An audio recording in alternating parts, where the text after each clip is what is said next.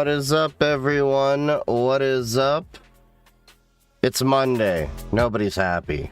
We all understand Garfield as we get into adulthood. So, what's everyone up to? Sup, Dawn? How's it going? I was a few minutes late because I was trying to get a few things together, running around to get the dogs taken care of and all that jazz. You use Pop? Yeah, I use Pop OS. I've just been basic and it works for what I need. I need stability. But yeah, so I did get some tea, literally. The tea that I've been waiting for about a month finally came in. They must be slammed. Feels like a Friday. I wish it were Friday. I'm also gonna have, Thursday off because of the holiday this week. And then, yeah, it'll be interesting. Then I gotta take my dog to a consult on Wednesday. So, this week will be an interesting one. And reminder, there won't be a stream this Wednesday. I'll try to remember to remove it from the Twitch schedule. We'll probably make up for it tomorrow, and then I think moving forward on Sundays, we will try to do a gaming on Linux day. Get back to that little thing. Sup, Kilobyte? Currently at work right now, but you know what? I'd be willing to risk it to learn something new today. Yeah, I can feel that. I'm waiting for my tea over here to steep.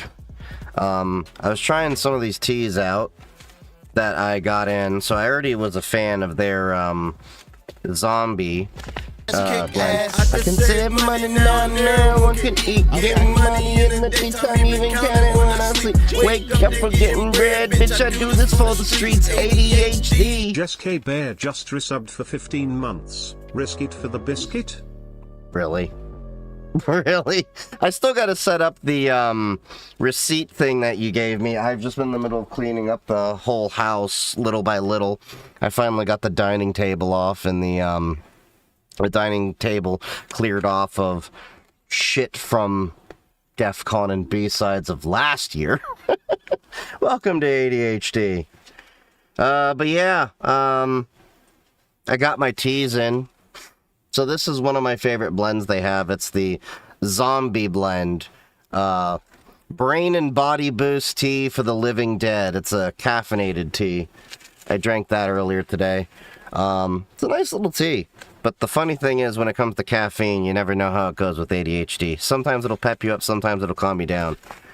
And then I got this Mad as a Hatter one, also caffeinated. And then they have a couple more over here that I wanted to try as well. Life's a Beach. Seemed like a chill one for the nighttime. And then I got some stuff that's geared more towards inflammation relief, so I'm trying that one right now, seeing how that's going to be. What's the teacup? It's this. It's this little thing I found on Amazon. It's steeping right now. It's got the steep built in and there's a lid. And the lid turns into the little coaster for the steep. Just got back from walking the Doge. Nice. Yeah, it's spring cleaning, I guess. It's that time of the year. Where'd I get it? Amazon. I found it on there. I don't know, I was just looking around and I was like, ooh, that looks pretty. ADHD impulse buy. So, I have that, and I have one of those old, not old, but it's the typical, like, I wouldn't say typical, but it's another tea steep that you can put your leaves in, let it sit in there, and then when it's ready, you just plop it down, and then it will release all the liquid down below. Sup, VTuber? But yeah, so I think it's been long enough for this tea right now. I'll show you. So you take the little lid off, and then you can just pull the little strainer bit out. I'm trying to do this without spilling too much. And then you can basically use the lid to capture all the liquid so it doesn't drain out. And there you go. Cup of tea. Ooh, that smells good. That's a little strong, too. This one is their sage, calendula, white willow bark, ginkgo, and lemon balm. That explains that. Guess who woke up to broken eyeglasses? Oof, how'd you break them? So nerd, we're overdue for a gym appointment. I think I know who that is. Yes, we are. If it is who I think it is, I'll hit you up later. Because I definitely need to go work out with ya. And I am switching gyms just because it's a little out of my way. But I'll still, you know, visit, and then I'll get guest passes for where I'm planning to go. It's the place I told you that I was thinking of switching to anyway. So I still got, I think, another month at the current place, and then I'll probably start up a membership over there. I still question why my TikTok feed is making, is people making cyber decks. I don't know why that's been such a trend. This is great to do near your $2,000 setup. Hush you!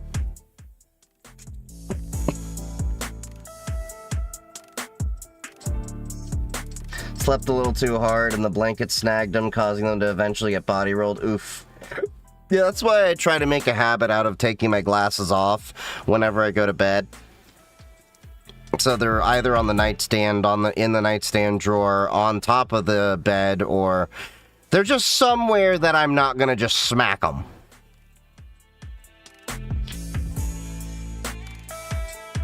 How goes it? Hope you're having a good night. The night's just starting, so we shall see. I did take them off, didn't matter. Well, I don't know what to tell you then. Guess who just got a 2019 MacBook Pro to run boot camp? And ask your opinion on kernel level anti-cheat, like Vanguard especially, which is... Yeah, kernel level anti-cheat is an unethical piece of crap that should have never come to light. I've never liked that shit. I don't care what anyone's gonna make of an argument. It actually can introduce security issues, instability issues, and it's nothing more than a glorified rootkit in the hopes of catching cheaters, and it doesn't even do that most of the time. What do you do in IT? I am a senior cybersecurity engineer right now. So right now, a lot of what I'm doing is I'm kind of, I guess, the CrowdStrike SME for where my new job is, as well as I'm overseeing setting up CI/CD, continuous integration and continuous development pipelines, and shifting their entire security posture left. BIOS anti-cheat is bad. Nope. I know you're my mod, so you're trolling me, but no. I'm practicing for the near days where I shake my fist to get them damn kids off my lawn. I'm pivoting to network engineering from dental hygiene. Any pointers? Yeah, you're gonna use a lot less stabby objects, but you're also still gonna be working in narrow, tight, crammed spaces. Maybe not to the extreme of dental hygiene.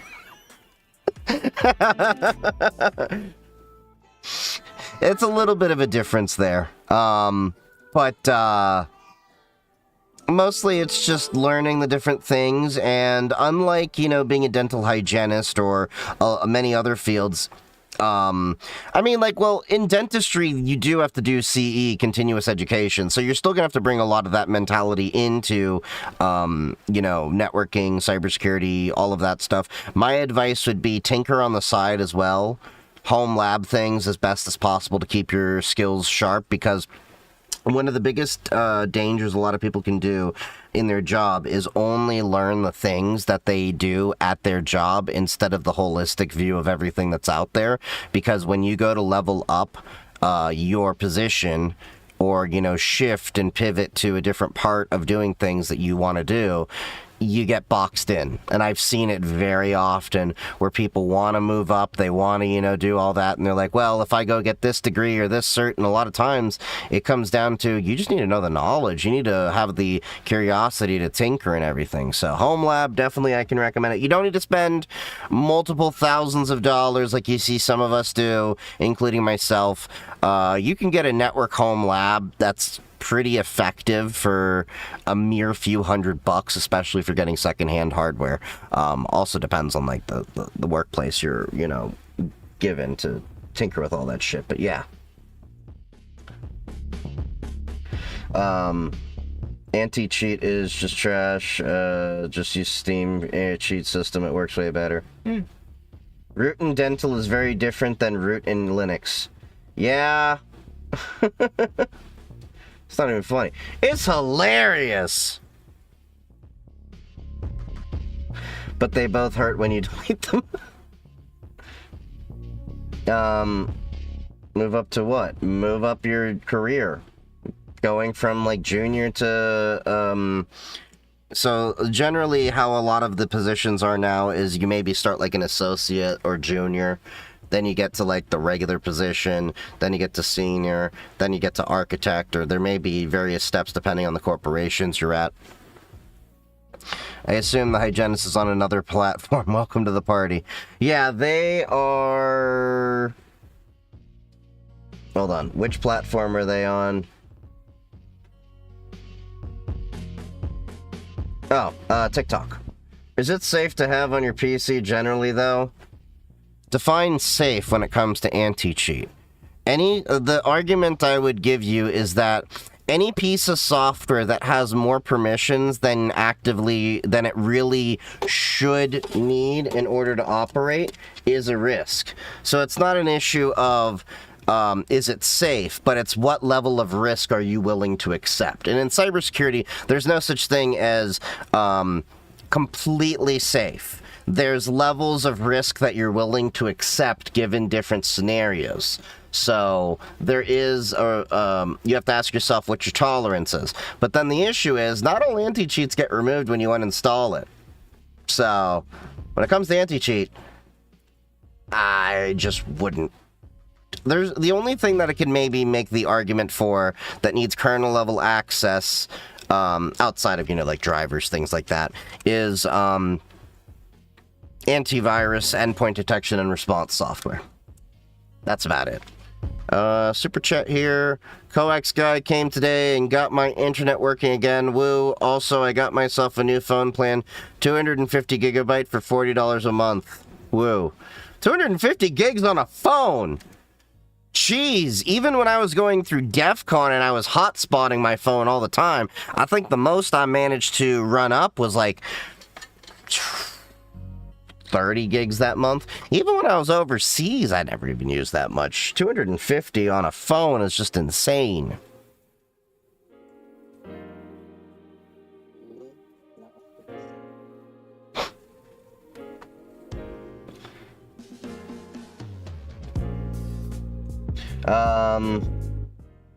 Is SOC analyst a good field? It depends on what you want to do. So the question, everybody's like, is this a good field? Is that a good field? Or is this a better field than cybersecurity? My argument would be, it depends on what your goals are.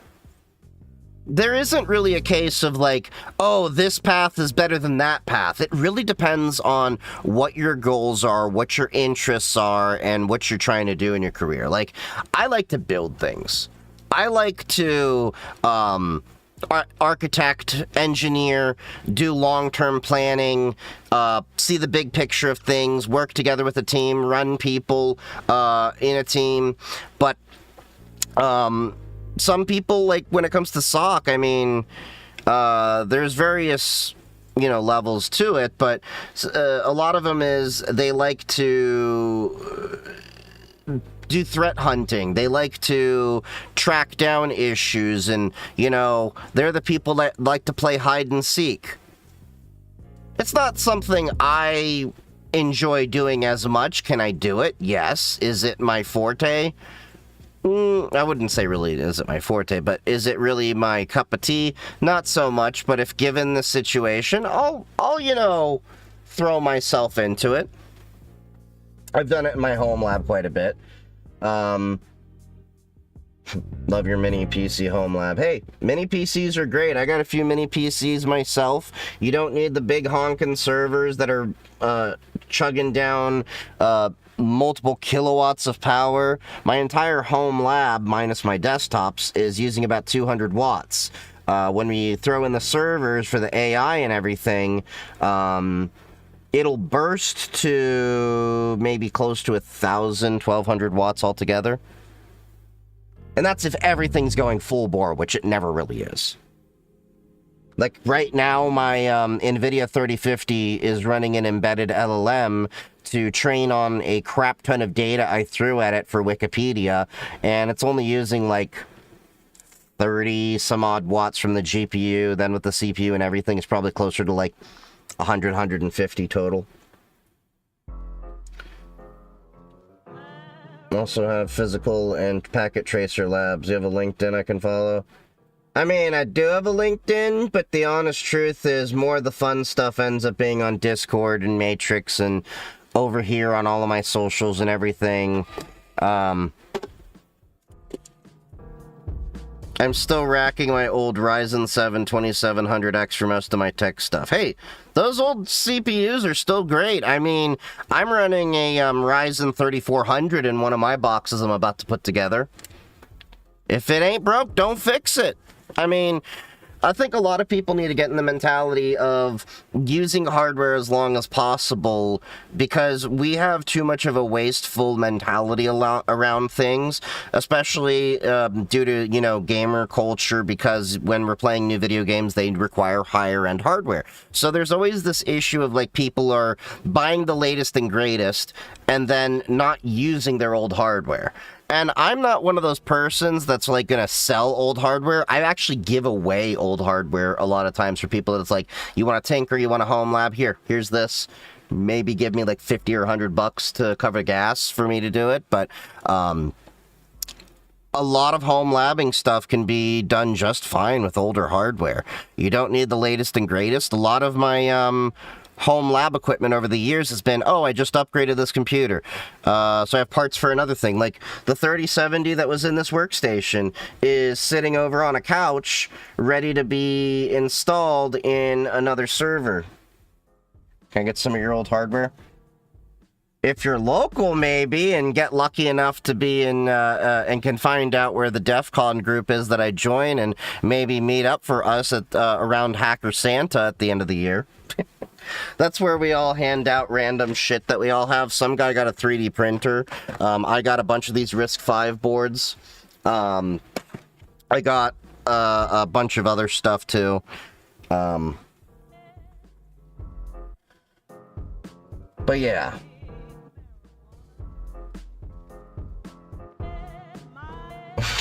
We're trying to do every night, Pinky. Trying to take over the world. Pinky in the brain. Do.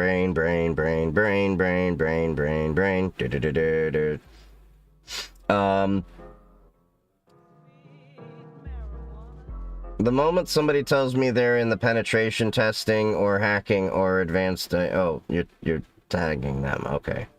My IT ops doesn't trust us folks in the help desk. What the WTF can we do about that? Here's the unfortunate reality. I'm one of those people. It's nothing to really like say, oh, you're help desk. It's a lot of the people in help desk know how to run a script. I'm not saying you're guilty of this. I'm saying that's the reality of it. So, genuinely, the best thing you can do to get out of that is leave help desk and upskill and go somewhere else. That doesn't necessarily mean go leave your job entirely, but help desk is not where you generally want to be your entire career. Help desk is maybe where you have an entry level approach into things, and then you're going to want to pivot into engineering, whether it be networking, system administration, multiple other things over there, because the honest truth is I've been burned by help desk quite a bit myself over the years, and there's a lot of times where I kick things back to help desk and I say, you didn't get this, or this information. Why are you saying that it's CrowdStrike that's causing this? Why are you saying it's Zscaler that's causing this? And I will tell them, like, look, it's not that I'm trying to, say,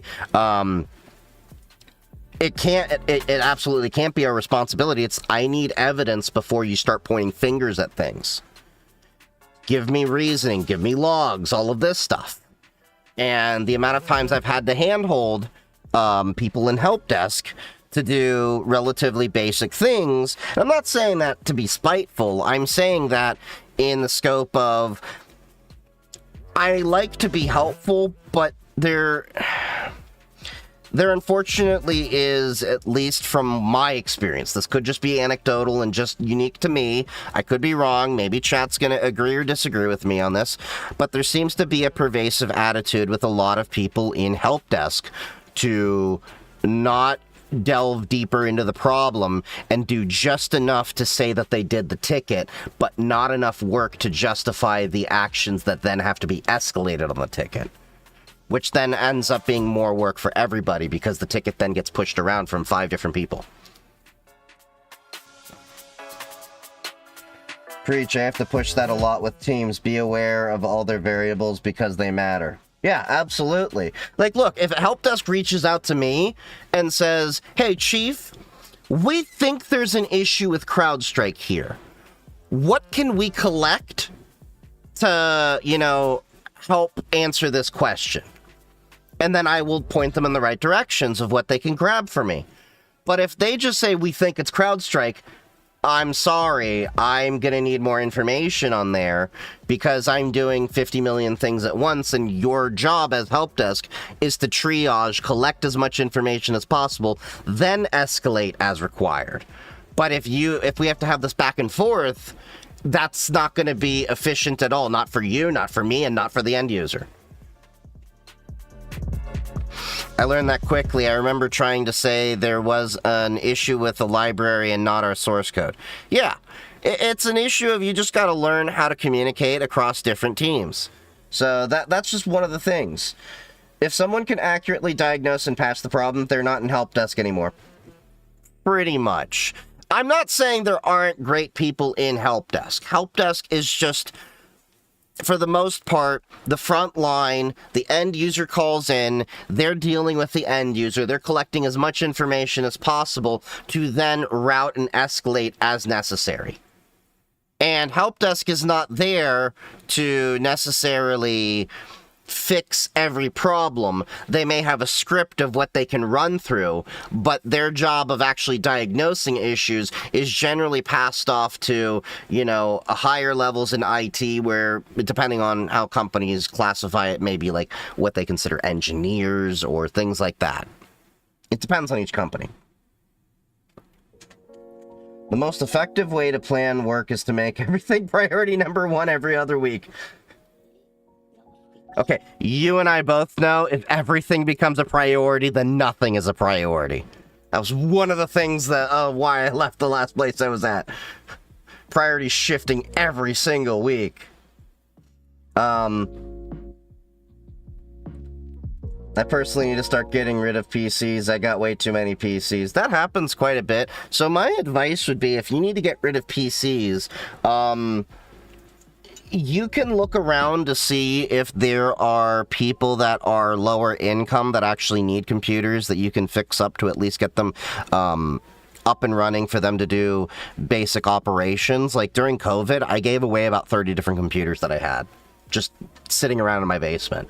Various Dell Optiplexes I collected over the years, and I just asked the parents, like, hey, what do they need for their school and everything. Sometimes I'd reach out to the school and say, look, I'm trying to donate a computer to Mr. and Mrs. Jones, and I need to know what they require for their curriculum, because like if they need a Windows license, then I'll go buy an OEM license for them and then slap it on there. Or 9 times out of 10, they have a license already affixed to it, and I just have to grab the OEM Windows and then install that.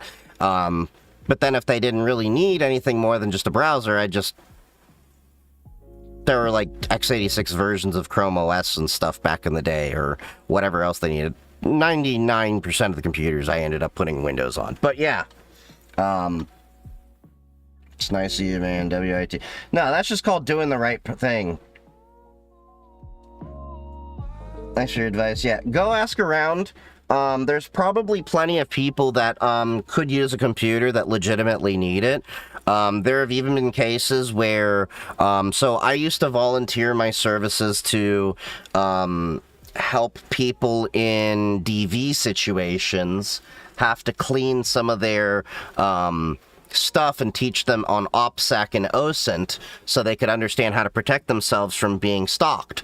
And a lot of times they'd literally leave with nothing, and I would go around and I'd procure like secondhand laptops, computers, whatever they needed to just start their basic life.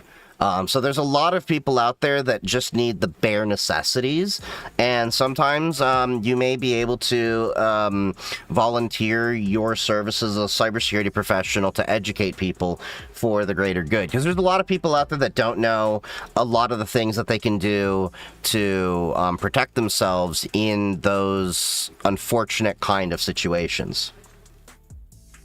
What's up, Prisms? How's it going, buddy? Oh yeah, everybody's reading this shirt. I've had this shirt since Hackers Teaching Hackers last year, which I did just get my ticket for. And I am, if everyone needs admin rights, no one is an admin, pretty much. Like yesterday, I don't know if you were here, Jessica, we were talking about the Striker incident. I think it was yesterday, or maybe it was the day before. Anyway, how they apparently compromised an admin account, and it got me wondering, why are people even logging in as an admin that they can get phished? Why don't they have a secondary account that is their admin, and then everybody logs in as a read-only account for the things that need to do? The amount of people I've had to explain administrative read-only accounts should be the default, and then administrative write accounts should be what you have to escalate into. Like, open up a whole new browser session with your SSO and all of that to be able to access it. But yeah, Striker was a little bit wild, and I'm still trying to understand the motivations behind it, but as I was saying yesterday, I feel like they got the spirit, but I don't think they understood the play, because I'm like, what, you went after a medical device company? If you're gonna do something, go after the insurance companies. Wipe out some medical debt for us, would ya?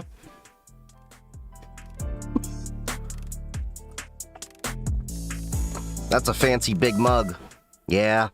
I got my nice tea mug over here. My SSH keys do not go to root. I sign in with the normal user, then upscaled. Oh, I never log in as root. I always have to escalate my user. Elevate my privileges. Is Ubuntu good for gamers? Never used Linux before, need an easy start. I'd probably steer you more towards Pop OS.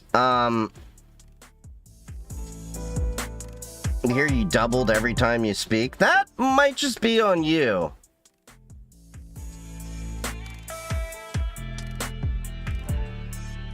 I don't think anyone else is hearing me double up, and I've checked my audio when I was recording earlier.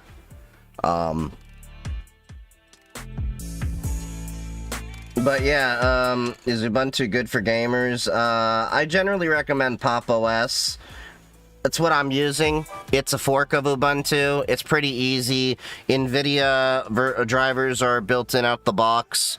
I'm using Pop OS 2204. They have a new one, 2404, which is using their new Cosmic desktop environment, which still has some rough edges around it, but it's good. Some people like Bazite, some people like Catchy. The advice I'm going to give you is there is no best Linux. There is more what is the best Linux for me. So I would recommend highly that play around with Ubuntu. It's not going to hurt. I use Ubuntu for servers. I generally don't like Ubuntu desktop. But you can go playing around with different Linuxes and see which one, fits your stride. No prisms. Hush you. We don't do arch around here. We actually touch grass around here.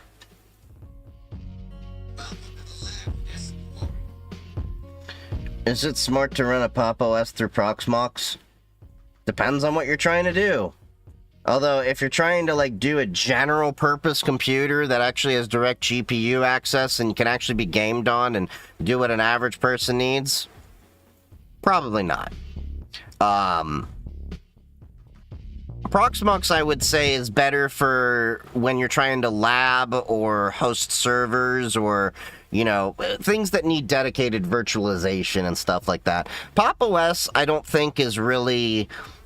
can you run it for server stuff? Yes, but I wouldn't recommend it because anything that has a desktop environment is pretty much not recommended inside of a virtual machine because that's just extra resources that you're using to get the desktop environment running. Like, to give you the difference here, I'm running at idle right now with my 5070 Ti. Okay, so I have like Firefox and Florp and stuff in there, but I'm using roughly 1.3, 1.4 gigabytes of VRAM here. If I go into one of my other servers that has a GPU, it'll be using like 3 or 4 at rest. Now, my LLM server is always loading an LLM, and it's always keeping it loaded, so it's always going to be using a few gigabytes at any given time, but it allows for more resources to be available. That's just a VRAM. Now, of the regular RAM, there's probably a few hundred gigabytes you save not having a desktop environment. Plus, in server settings, you don't want to have a desktop environment as well for security reasons because, well, that's one more thing in your attack surface that can be poked at. 2404 has a huge bug report. I'm thinking of just backporting Debian until they fix it. Well, I've been waiting for 2604. 2404 has been out for 2 years now. 2604 should be out next month.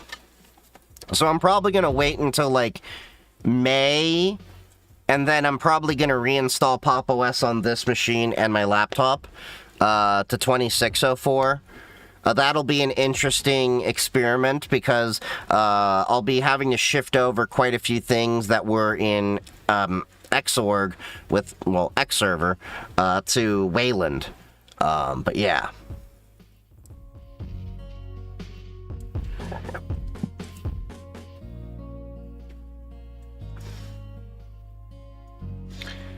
Give Pop a try. I had a friend recommend me Fedora earlier. What's your opinion on that? Not really against Fedora per se. It's not my cup of tea. The reason why is they are not bleeding edge, but leading edge when it comes to a lot of their software, and they have a new version that releases every 6 months.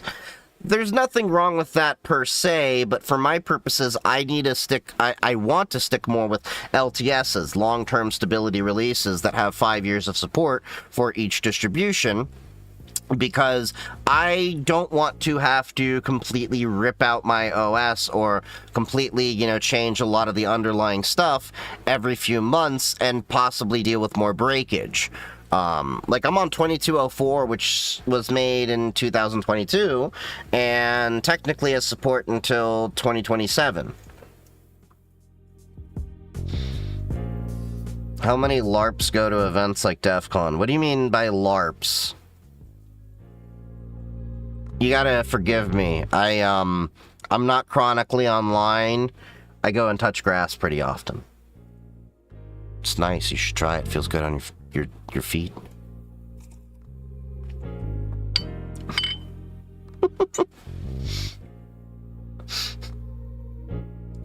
It's specifically Cosmic that I'm not liking currently. I mean, yeah, Cosmic is a little bit rough, like I said, but it's gonna get better.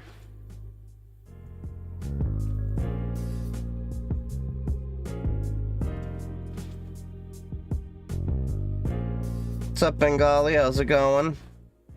People are using LARP to include Linux users, equivalent to being called a poser. I don't understand the whole, like, poser thing. Now, it's one thing if, like, look, there's going to be people of various different levels of expertise in all sorts of things you do. Cybersecurity, IT, all of that.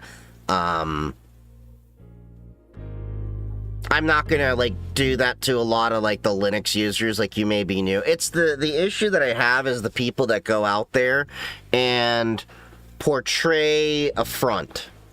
So, that's from Millennial Gen X speak. No fronting allowed. Like, you find a lot of these people, like, for example, on TikTok for many years, that would go around acting like they are some savant or something like that, and then you come find out they don't know what the hell they're talking about. And look, I'm more than welcome to being told that I'm wrong about things. I'm always going to be open to the fact that there's more things to learn, and I'm never going to know everything. And that's how a lot of professionals approach it. I've met, like, for example, a lot of people on TikTok that were, like, there was this one dude that sticks out in my mind that had his username as a .onion address and made his following off of Boogeyman Darknet stories that were complete bullshit. Like, he was preying on the ignorance and naivete of a lot of people, because a lot of people have this belief that the darknet is a lot scarier than the clearnet, where I would tell you, you're going to find a lot more scary things on the clearnet than you may find on darknet. A lot of things that happen to be on darknet are merely just a mirror of what you'll find on clearnet.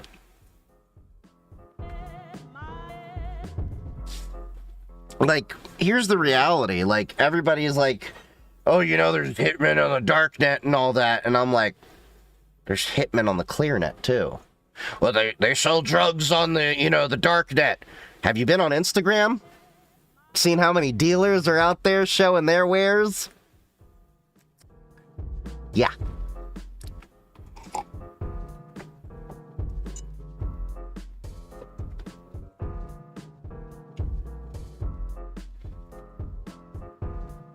Blah, blah, blah, her. I barely know her. I gotta say, I've been distro hopping, but went back to Windows 11 on my main laptop and found out there was some new firmware for my machine. We'll use Fedora and Papa's dual boot until the new Linux kernel 7. Alright. Bro's calling out half my X feed. Well, that's X. I mean, that's the problem with Twitter. Twitter's always had that problem, even beforehand. I need a wireless range extender. I'm thinking of getting this one. What do you think of it? And generally speaking, I don't like wireless range extenders, even without opening the link, but let me see what you got here. The reason why I don't like wireless extenders is all they're really doing is they're taking your wireless signal and repeating it. And it's not, if you're thinking about that you need to expand your network, you need a proper mesh. I'm not sure about this AI mesh thing. I would probably go for a proper wireless access point system that has meshing capabilities built in. Like, I'm just going to give you an example, not saying you have to buy this, but this is one that comes to mind, just so you can get an example. You don't need to go, like, high-end, like, with the Ubiquiti, what you call it, access points that, like, I have and all that, even though that is kind of the gold standard. But there is this thing. It is also made by Ubiquiti. It's their consumer line called Amplify. So basically you have this little router over here that is, you know, your wireless wired router over here. And then you have these little mesh access points that you can plug in around the house. And it's designed to all connect with each other. And I've covered entire, like, 4,000, 5,000 square foot mansions with this in the past. Is it a little bit more money? Yeah. But Netgear has equivalents. TP-Link has equivalents. A lot of companies do. I don't need mesh because I only need the Wi-Fi to extend too far. But here's the problem. If you don't have mesh and you're just trying to extend the network, you're going to create a lot more problems. Because what will end up happening, and I've seen this happen for a lot of different extenders, is, okay, you extended the network, now you have a repeating network, and it creates its own Wi-Fi network that happens to be like, so you'll have like Timmy's network, and then it'll be Timmy's network _ extension. So you log into there, and then what you'll find is that when you're on the extension network, now you can't access the printers because you're going through a whole other NAT, technically, with how some of them are set up. And you actually can overcomplicate and possibly break things on your network without even realizing it. You'll have basic connectivity, but you're going to be like, why is this not working that way? I'm just telling you from experience what I've run into. Oh yeah, Wi-Fi extender is not duplexing, so effectively half the bandwidth. That too. I go into debt to subscribe to Chief. I had to sell my Palantir stocks. For me, I just like tweaking things. That's why I use Arch Linux on my main desktop. You sacrificed grass, I see. Arch is not perfect, though. I have Debian on my laptop because the NVIDIA drivers on Arch don't support Pascal cards anymore. Oh yeah, I heard about that. You have to go getting a whole other R branch where you have to plug that in and stuff. We talked about that a few weeks ago.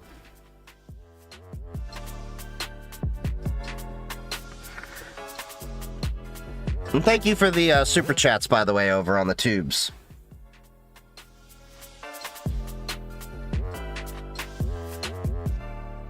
How are people printing out text? I need that. So, the texts get printed out in a couple of ways. Subs on Twitch and Kick. I think I also have subs over on YouTube. I have to look at my settings. Super chats over on YouTube. And then you can also do general tipping. So like, so you see on my screen where I have that tips.chiefgeek3d.com. If you go to there, it'll bring you to my Stream Elements tipping page. That should feed in a TTS message as well, and then print out.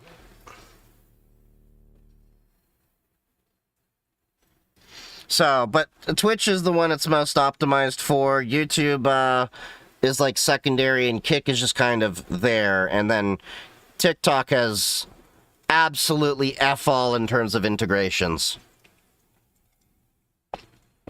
If I run Arch, I don't touch grass, but I don't touch grass anyways because I live in an igloo. Should I run Arch? No, you're the type of person I have to tell that, you know, that yellow snow is not lemon flavored. I'm kidding, I'm kidding.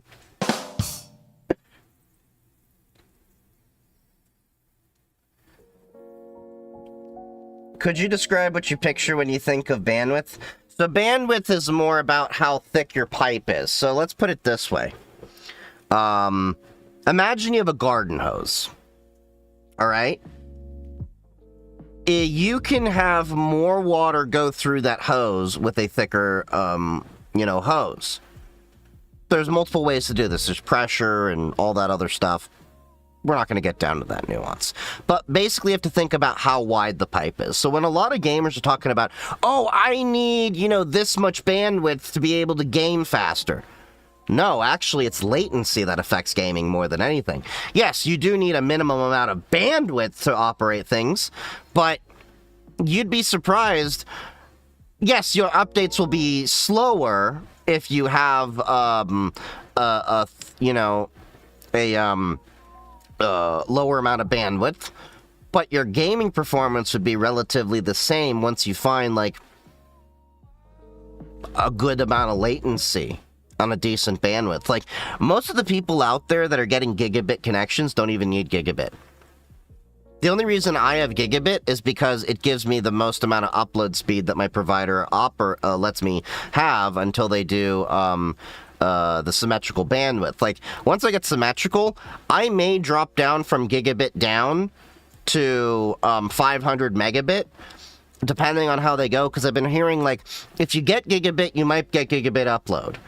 But if I only get 500 megabit upload, but I can get a 500 down and a 500 up connection, I'm just going to go for the 500 down and up connection. Because right now, I'm doing massive amount of traffic shaping between QoS and Codel limiters and all that, just to be able to stream across 4 platforms on 35 megabits.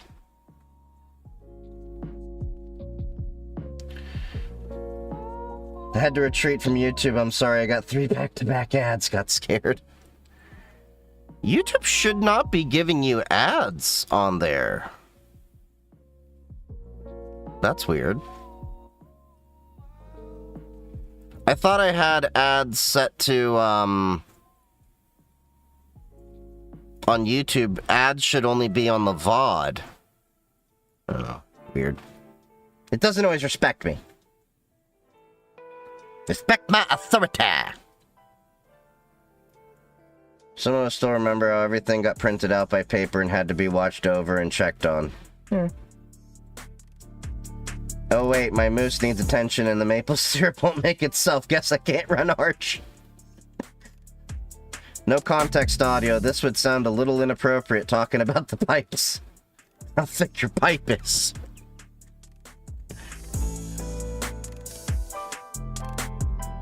You know...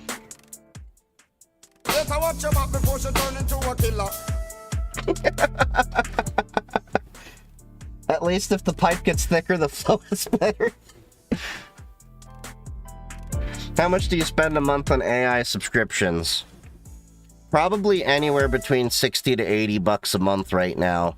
But hopefully once my AI lab is up and running completely to the way I want it, I'll be lowering that more and more. I have been lowering it more and more since I've been moving a lot of my automations that I was doing with Gemini before into using Quen and Gemma on my private LLM server. What's your opinion? What do you think of Catchy? I switched and I love it. I've not used it. I tell people if you like it, great. If not, find a different thing. I mean, some people like it, some people don't like it. I'm not one for the Arch-based distributions. I'm more of a Debian-type person. To each their own. I have a whole YouTube video talking about, like, there is no best Linux. There's only really best for me. Do you plan on cutting the AI subscription once your local AI is better? That's the hope, but I won't be able to fully say that can be done until I actually get my AI to a way that I think it's capable of being done. But I'm gonna be honest with you, I have a feeling the amount of investment I would be making in hardware would not be palatable to a lot of people, because I'm looking at getting 4 DGX Sparks, potentially. Those are not cheap for each one. Although I found out through some connection that I have that they may have a connection to NVIDIA to get them cheaper, so I'm seeing if I can go down that rabbit hole, but we shall see. But when you compare the fact that I'm, Yitz is spending, I think, close to like 200 or so bucks a month on AI versus me doing 80. Okay, even with his usage, when you crank that out to a yearly cost of $2,400, it would cost 1 DGX Spark after 2 years. So it'd still be hard to justify everything there. Are you building your own AI or using open source AI? I'm using open source ones, but I am training it on a lot of data using embedded LLMs so that I can hook in additional information contextually as I need it. So for example, if I'm doing cybersecurity stuff, I'm gonna have it trained on like MITRE ATT&CK or NIST or Kev or, you know, CSRF stuff, all that, and it'll have more awareness of exploits and stuff like that. And what I'm gonna also be trying to do eventually is somehow figure out a way to continuously update its knowledge base. That'll be interesting, because I'm going to need a way to keep that database of cybersecurity exploits and vulnerabilities and knowledge continually up to date. So right now I'm doing the initial pass of getting the information in. That's going to take me probably 2 to 3 weeks at least, because it's... The NVIDIA 3050 is going full-time, just training on all that data. The first set of data that I'm feeding into it is Wikipedia, with just focusing on anything doing with politics, history, cybersecurity technology, and shoot, what was the other thing I had it look at? But yeah, anyway, I'm basically training it on Wikipedia data right now in a select amount of data, but not like the full 60 gigabytes of Wikipedia data. There's a simplified version of Wikipedia data that's only like a couple gigs, I think, or so.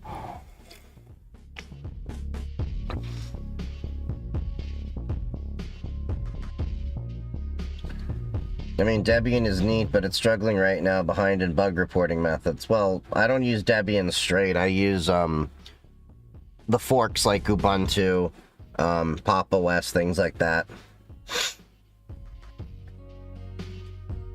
I don't spend any money on LLM more usage. I feel like I should be worried. Yeah, here's the thing. It's a necessary evil that you have to learn how to use in order to implement it into your job. The issue is not like you have to use AI per se. It's that you have to figure out how it's effective to be a force multiplier for what you currently do, but not to over rely on it, because the issue is, you know, you have a lot of these engineers that are just pushing out code, not checking their code, and creating more problems than they're solving. It's a tool that you're going to have to learn to use. Like, it's so pervasive right now. I remember several years ago, I was even telling friends who were graphic designers and all that, you need to learn how to use this. I don't care about your ethical arguments or philosophical arguments on that it's, you know, bad, you know, or, you know, it's working on stolen art. And I'm like, I'm not disagreeing with your arguments there, whether they're valid or not. The issue is the cat's out of the bag. You're going to have to learn how to use this stuff. And I was saying that before Figma was even, you know, using LLMs, and Adobe Photoshop had that integrated. I mean, Figma even has an MCP. Where Yitz works at, apparently the developers, the graphic designers are now having to learn to prompt for a lot of their designs and stuff.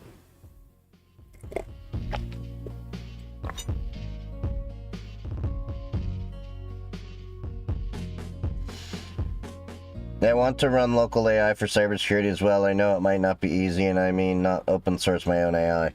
Well, that's pretty simple. If you go to my GitHub, there's a Git repository I built called Franken LLM. It is designed to help people set up a basic LLM server, just like I've done. Helps you set up a llama, helps you set up OpenWebUI, and then OpenWebUI becomes the front end where you just log into that. And then I don't make it internet facing. I access it through my Zero Trust network access. I'm using TwinGate. And I have the IAM everything set up for that. That's a whole other thing I'll get into in another video I'm working on the script for. And then the issue is more so the hardware. That's where your limitation is. And I don't mean in CPU or RAM per se. It's the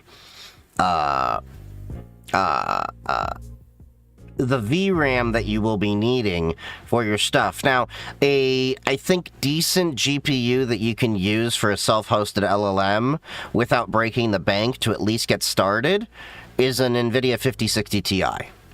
The 16 gigabyte version specifically. They're a good, relatively cost-effective GPU that can do some decent-sized models. Of course, the more VRAM, the better. But I wouldn't be one of those people that, would go out and buy a Mac Mini or a Mac Studio. Because those people, if you're going to spend Mac Studio money to run an LLM, you may as well go buy like a NVIDIA DGX Spark or the Asus or Dell or whatever equivalent. Like Dell has the GB10, I think it is, which is the exact same thing. It costs as much as those Mac Studios that can run the LLM, but it actually can do it a lot better for the price. Can't you use PyTorch and TensorFlow to build models? Yeah, to build them, but if you're trying to do inference and actually use an LLM in order to replace, a lot of the cloud-based ones, it's a little bit different from my understanding. And OpenWebUI and Ollama are probably the easiest ways to get your own self-hosted LLM server. And then I'm going to be switching to VLLM over Ollama with my DGX Sparks or equivalents once I get those in. Because VLLM is a little bit easier to scale. Ollama is better if you're just trying to get it set up. Now, if you have a computer already that you want to run an LLM locally on, just install LM Studio on it. And then you can run LLMs that you want to have on there locally without having to jump through the hoops of Ollama and everything. I needed an internet connection that would allow me to download 1,100 zip files in a reasonable amount of time. Why are you downloading 1,100 zip files at once? Wait. He's got the Cash Patel files, I bet. I'm kidding.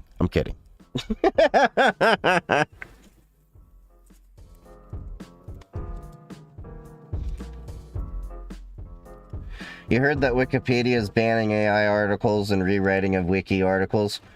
Yeah, I'm totally fine with that. I think that anyone that is making code or, a lot of the works out there, there has to be a human that is responsible. I'm not against AI-generated code. AI-generated articles, or anything like that. I'm against agentic use of it that is unrestricted, where you need to have a person that is involved in there. There needs to be a human in the loop in the process, basically. Like, even when I'm thinking about making an agentic AI to help me maintain my open source projects and, consolidate Dependabot pulls and do checks and things like that, I'm still going to set up a gate to prevent it from merging code in. I'm still going to be the final say on all these projects. All it is basically doing all the work, maybe submitting a PR, a pull request, and then I'm reviewing, and I will approve the final request. The most I may allow it to do is, if I want to have some funds in like the Discord and Matrix servers, I'll let it have a little bit of freedom to like interact as a member of the community and like troll members of the community for a little bit of fun. But it will not have moderation or other powers. Like, it'll just be like a little, kind of fun bot, more or less, in the community. Like, I want to have an agent inside of the Discord and Matrix server with the persona of George Carlin just roasting people and roasting current events, and then being able to chime in with events that are currently happening. Like, if I can get it to go on to, like, the current news feed and be like, this event that's happening right now in Iran, this is some fucking bullshit. Like, just have it come out and say that.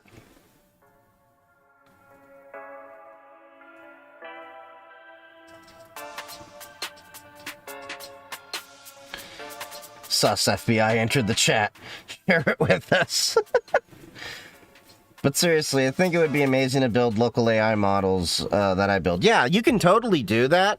It's just building and training an AI model takes quite a bit.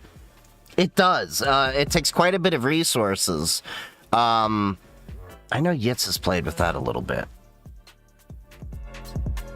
Basically following the principle of least privilege for AI. Exactly. People always been saying, make this PR smaller or separate them. Now people use AI and get shocked when their 2,000 line PR gets denied. Yeah, totally. Alright, let's get into the review on stream section. We've got some content to give over. Yeah, apparently Trump had their whole, like, VPN they're releasing, which is kind of weird when they're trying to ban VPNs in other places. I don't know. This world is filled with contradictions. Alright. Where were we at last? Okay. Donut Lab battery test, I think, is where we were at. Okay. So, let me make sure the audio is working for you all.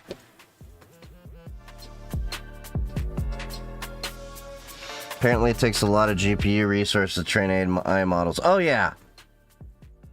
Yeah, it takes a lot of resources and power and, stuff, which is why I'm not even looking at doing it myself. And if I do, I'm gonna I would entertain it once I get my DGX Sparks and stuff. Front, left. Okay, audio works out the box, hooray. Don't have to do the resets. Alright. So Hans shared with us, we're still following Donut Lab's battery test. If you're not familiar with this, is their solid state battery that they've released a while ago. So we'll see what the results are with test 5. Donut Labs solid state battery testing 5 just dropped. And in this one, they take the 100 degrees Celsius high temp test battery and actually cycle it 50 more times. Something I was really hoping to see, something I had asked for, which is awesome. And actually, it tells us a lot about the chemistry. This one might be one of the most interesting tests so far. You know, some people have great chemistry, but this battery seems to have really great chemistry. By Caseta by Lutron. The VTT report is straightforward. Cell DL2, the one whose pouch broke at 100 degrees Celsius, was first cycled 5 times at 1C to establish a baseline. And here, I want to stop, because the first... Move to Linux for gaming, and every game you own works great. You have about 150. Nice. This cell had been sitting with a broken pouch, exposed to laboratory air for at least a few hours or days, maybe weeks. Batteries are manufactured in some of the cleanest environments on Earth. We toured a couple of battery factories. You're covered head to toe. They have dehumidifiers to ensure there's no moisture in the air. And that's because batteries do not want anything to do with ambient air. And so when they started cycling it after that high temperature test, the cell delivered over 24 amp hours of energy. Essentially, really? Capacity. So that kind of tells us that the air exposure alone didn't degrade the battery. This matters because most electrolyte types can't survive prolonged contact with atmospheric moisture. What happens if you blow on it with morning breath? Did they do that test? Sulfide electrolytes like lithium thiophosphate are so moisture sensitive that they react with water vapor to produce toxic hydrogen sulfide gas. Ooh. It's a rotten egg smell, and it happens typically within hours. That's because phosphorus-sulfur bonds in the electrolyte are thermodynamically unstable in the presence of water. Published work in ACS Energy Letters measured over 200 parts per million of H2S generated in just a few hours. Damn! 50% humidity. Conventional liquid electrolytes would hydrolyze to produce HF, hydrofluoric. Do I recommend Fortinet Academy? Are you planning to use Fortinet? Prolonged exposure to air. Whatever's inside the cell, it's something genuinely air stable. I don't really do Fortinet stuff. Nothing against them, just don't do it. Conducting ceramic electrolyte shows it survives 150 days submerged in seawater with only 18% conductivity. What the shit? That's the kind of chemistry consistent with what we're seeing here. Then VTT pushed it. 50 cycles at 5C, 130 amps. For the first 6 cycles, it was full capacity. Then between cycles 12 and 26, capacity dropped rapidly, from around 22 amp hours down to 11. After cycle 27, it stopped dropping.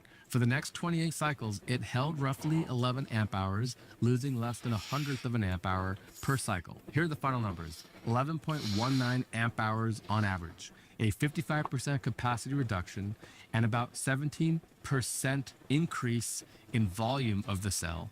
We'll get back to that here and why that's so important. And an energy efficiency drop from 89.6 to 83%. And throughout all 60 cycles, zero temperature spikes, and there are zero fires or zero thermal events of any kind. Now, Wow. because I've seen confusion about this in the comments, is that the battery didn't fail at 100 degrees.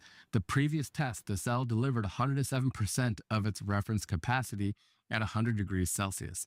The active materials were fine. What failed was the pouch. The polypropylene sealant layer, rated for 85 degrees Celsius, is what failed, leaving the pouch exposed and a loss of vacuum. Now let's get to what we can deduce. Still, As I mentioned, the at 100 degrees Celsius, 15 degrees more than it's rated.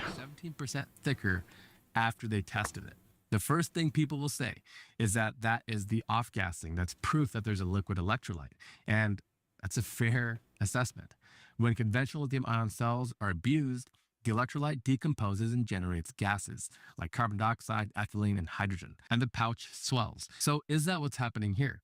Let's see what the data tells us. First, the pouch is already broken. The seal failed at 100 degrees, as you mentioned, and the vacuum escaped through the breach, which means that gases will also escape the same way. You can't build Is the Fortinet not a good choice because of the license? Because they're good if you're not the one... describes the cell after testing. No, the question is what vendor, when it comes to like Fortinet and all that, are you actually going to be using that vendor in your career, in the job that you're at? And if you're, you know, going through it, is your employer paying for it, or are you paying for it out of pocket? Those are the questions. It's not a matter of like, oh, this is better or that's better. It's specific to your career. Like, you know, the people that come to me all the time with like a Cisco certification, like, should I get that or that? And I'm like, are you planning to use Cisco gear where you currently work at? Do they have Cisco gear? Are they willing to pay for that?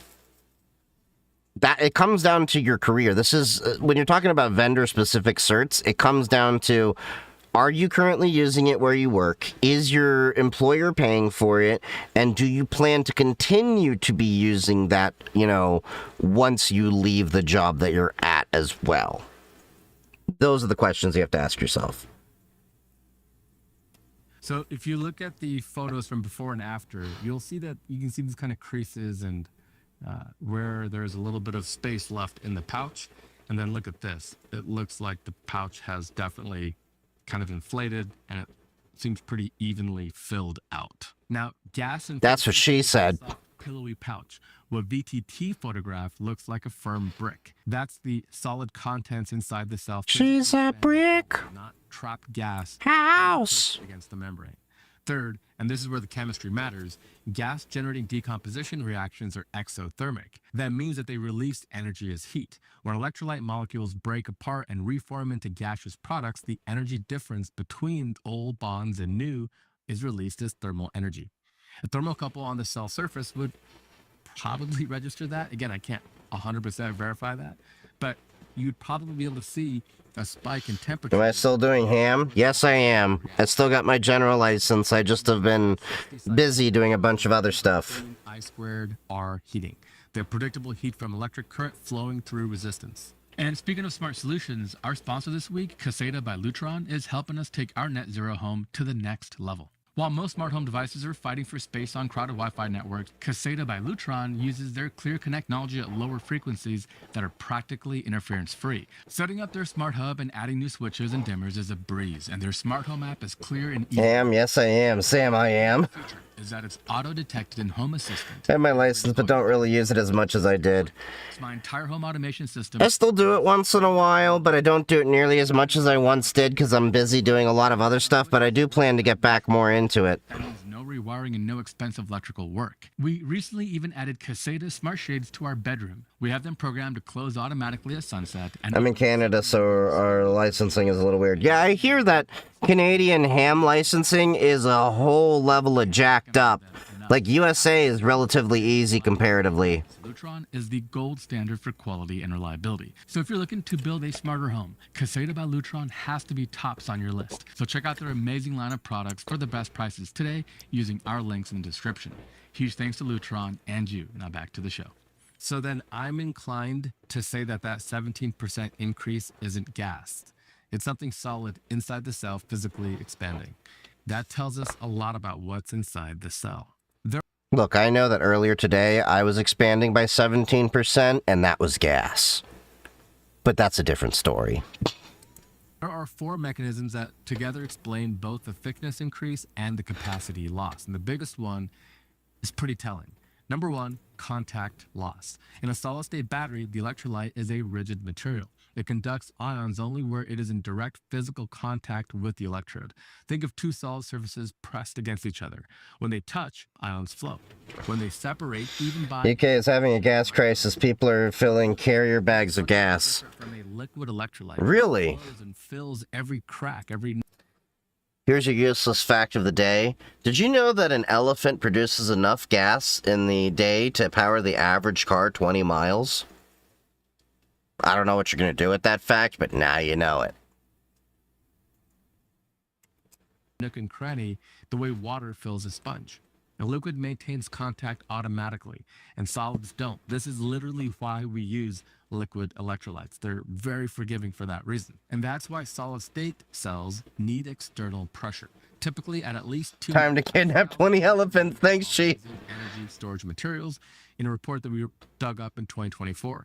This is also consistent with what we've heard. I find US easier. We have 900 plus questions and you need a 70 or more for basic and 80 or more for honors. Really? See, in the USA, what is it? We get a test of, is it 35 for technician? And you have to get like 70% right or something like that. And I think for general, it was like, I want to say like 50 questions or so. I could be wrong. It's been a while since I did that. But yeah, it was like $15 for each test, $35 for the initial FCC license that lasts 10 years. Yeah, it wasn't that difficult. The technician was like no brainer. You just gotta know like, hey, basic safety crap. And then general was more into the specifics of how radio operates. That took me a few weeks of study.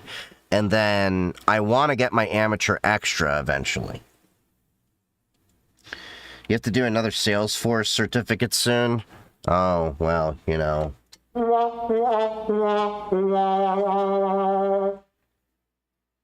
Rip you. You just installed LM Studio? Nice. You need an advance for a lot of ham stuff. Yeah, Technician gives you a lot of access to a lot of stuff, but the real fun stuff doesn't start till you're in general. Amateur Extra just gives you small slivers of spectrum more. From people like QuantumScape, and we met with other manufacturers of batteries as well.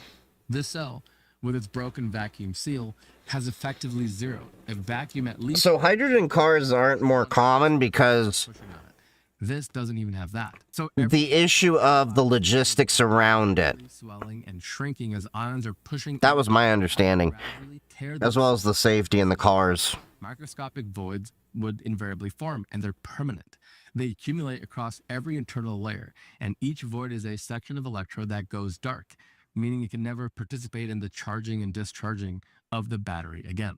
This is likely the dominant contributor to both the capacity loss and the thickness increase. Now here's a critical insight. This failure mode physically cannot happen in a cell with liquid electrolyte. The specific degradation curve VTT measured, rapid capacity loss as the weakest interface point fails, followed by a flat plateau as the system reaches mechanical equilibrium, is a well-documented signature of solid-state battery research. It's what happens when the fragile contacts break and robust ones survive, and the system finds a new stable state. Electrode expansion is the second contributor.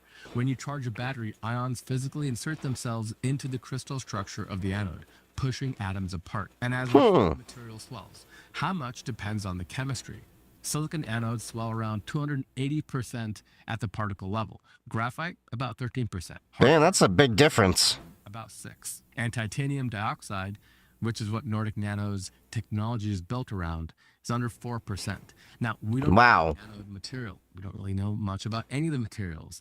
But without compression to push everything back together, some expansion becomes permanent with each cycle, and the cell gets thicker. So we don't know the anode material. She thick. We don't really know much about any of the materials. But without compression to push everything back together, some expansion becomes permanent with each cycle, and the cell gets thicker. Did you buy that Chinese EV you wanted? No. For a subtle USA tariffs F that up so much, and then there's a question of serviceability even if I buy it. surfaces to form hydroxides. Then CO2 from the air converts those hydroxides into stable carbon. I was considering a Ford Lightning, This is where it but I'm waiting to see what Toyota's going to come out with in the next year or two, too. from these reactions. And actually, it turns out it depends on what metal it Yeah, BYD's not out here. That's the one I really want. is. Oxygen and carbon atoms from the atmosphere. Those extra atoms take up space.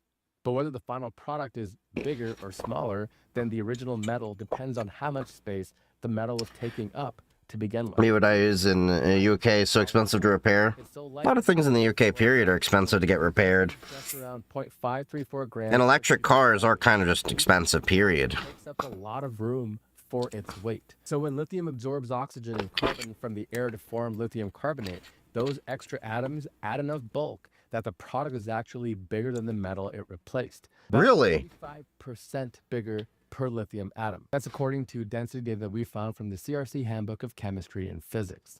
Sodium is heavier and packs more efficiently.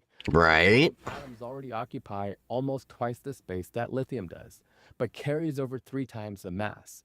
So as sodium absorbs the same oxygen and carbon from the air, those extra atoms are a proportionally smaller addition. The crystal that forms actually packs everything more tightly than the metal did. So sodium carbonate is 12% smaller per sodium atom than the metal it replaced. Interesting. Reaction with air has opposite effects for lithium and sodium. My theory has been that this is a sodium ion battery of some variety, but and again, the 17% that we're seeing has several contributors, like we mentioned, and we don't know how big of a contributor this particular one is. Isn't Tesla good in America? Fuck no! And a sodium battery would actually contract. It's expensive here too. Mechanical fatigue. 50 cycles. I had like 4 or 5 near-death experiences being a passenger in one of those. Power contributor, but add them up and you can comfortably reach around a 17% increase in volume that we're seeing here. Now, I think the most likely dominant mechanism here is probably contact loss, but this is a bit like trying to solve. Like, Elon Musk BS aside, I never wanted a Tesla. I've always seen them as just a little bit overhyped. Every time I turn on the news, it's a Tesla Cybertruck crash. Well, look at who buys them.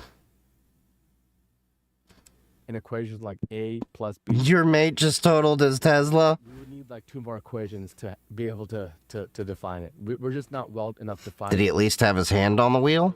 Anode, separator, cathode, everything else. But there is still something here, and I do Tesla sucks so bad for the price. Would be perfect if they were 20,000, not 60,000. see much discussion on this. Yeah, I'd agree. Is the collision For the price, they're just not that great. fraction of the charge you put into the cell actually comes back out? I'd spend... I still think it's a little bit expensive, but the Ford Lightning EV, which is like the F-150 that's an EV, I think is worth a little bit more because you can actually use that as a work truck. Use up charge without storing it in a reversible way. I calculated this from VTT's data because they He's okay, I don't have all the details. He replaced it with a bougie Audi. during those initial 1C cycles. So he went from being an innie and a total to an Audi. Get it? Bad joke, but I made it.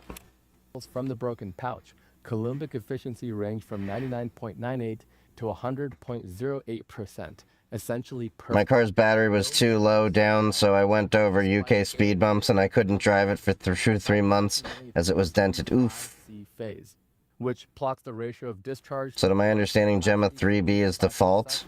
Shows efficiency. I don't know about that. Approximately 88% right here. Shows efficiency. I don't know what you mean by default. 88%. What, an LM Studio? You can put in just about anything. To approximately 98% by cycle 30. The timing here is the key because if whatever happened was a result of the vacuum breaking and atmospheric air being introduced, we would have seen degradation from the very first cycle. But instead it happened at cycle 10, precisely when the mechanical damage from high rate cycling began creating fresh internal surfaces through contact loss. Recovery means that the process is self-limiting. New surfaces form, react with the atmosphere to create a passivation layer, and then stop reacting. That's a bounded event, not an ongoing. Gotta run Lexi V2 at least once. Solid-state architecture. Oh, that's the one I gotta install on my LLM server too. And then seals over. Second, the cycle 56 anomaly. The first 1C discharge after the 5C abuse yielded only 10 amp hours. The second, with essentially identical charge input, yielded 11.5 amp hours, a 14% jump in a single charge.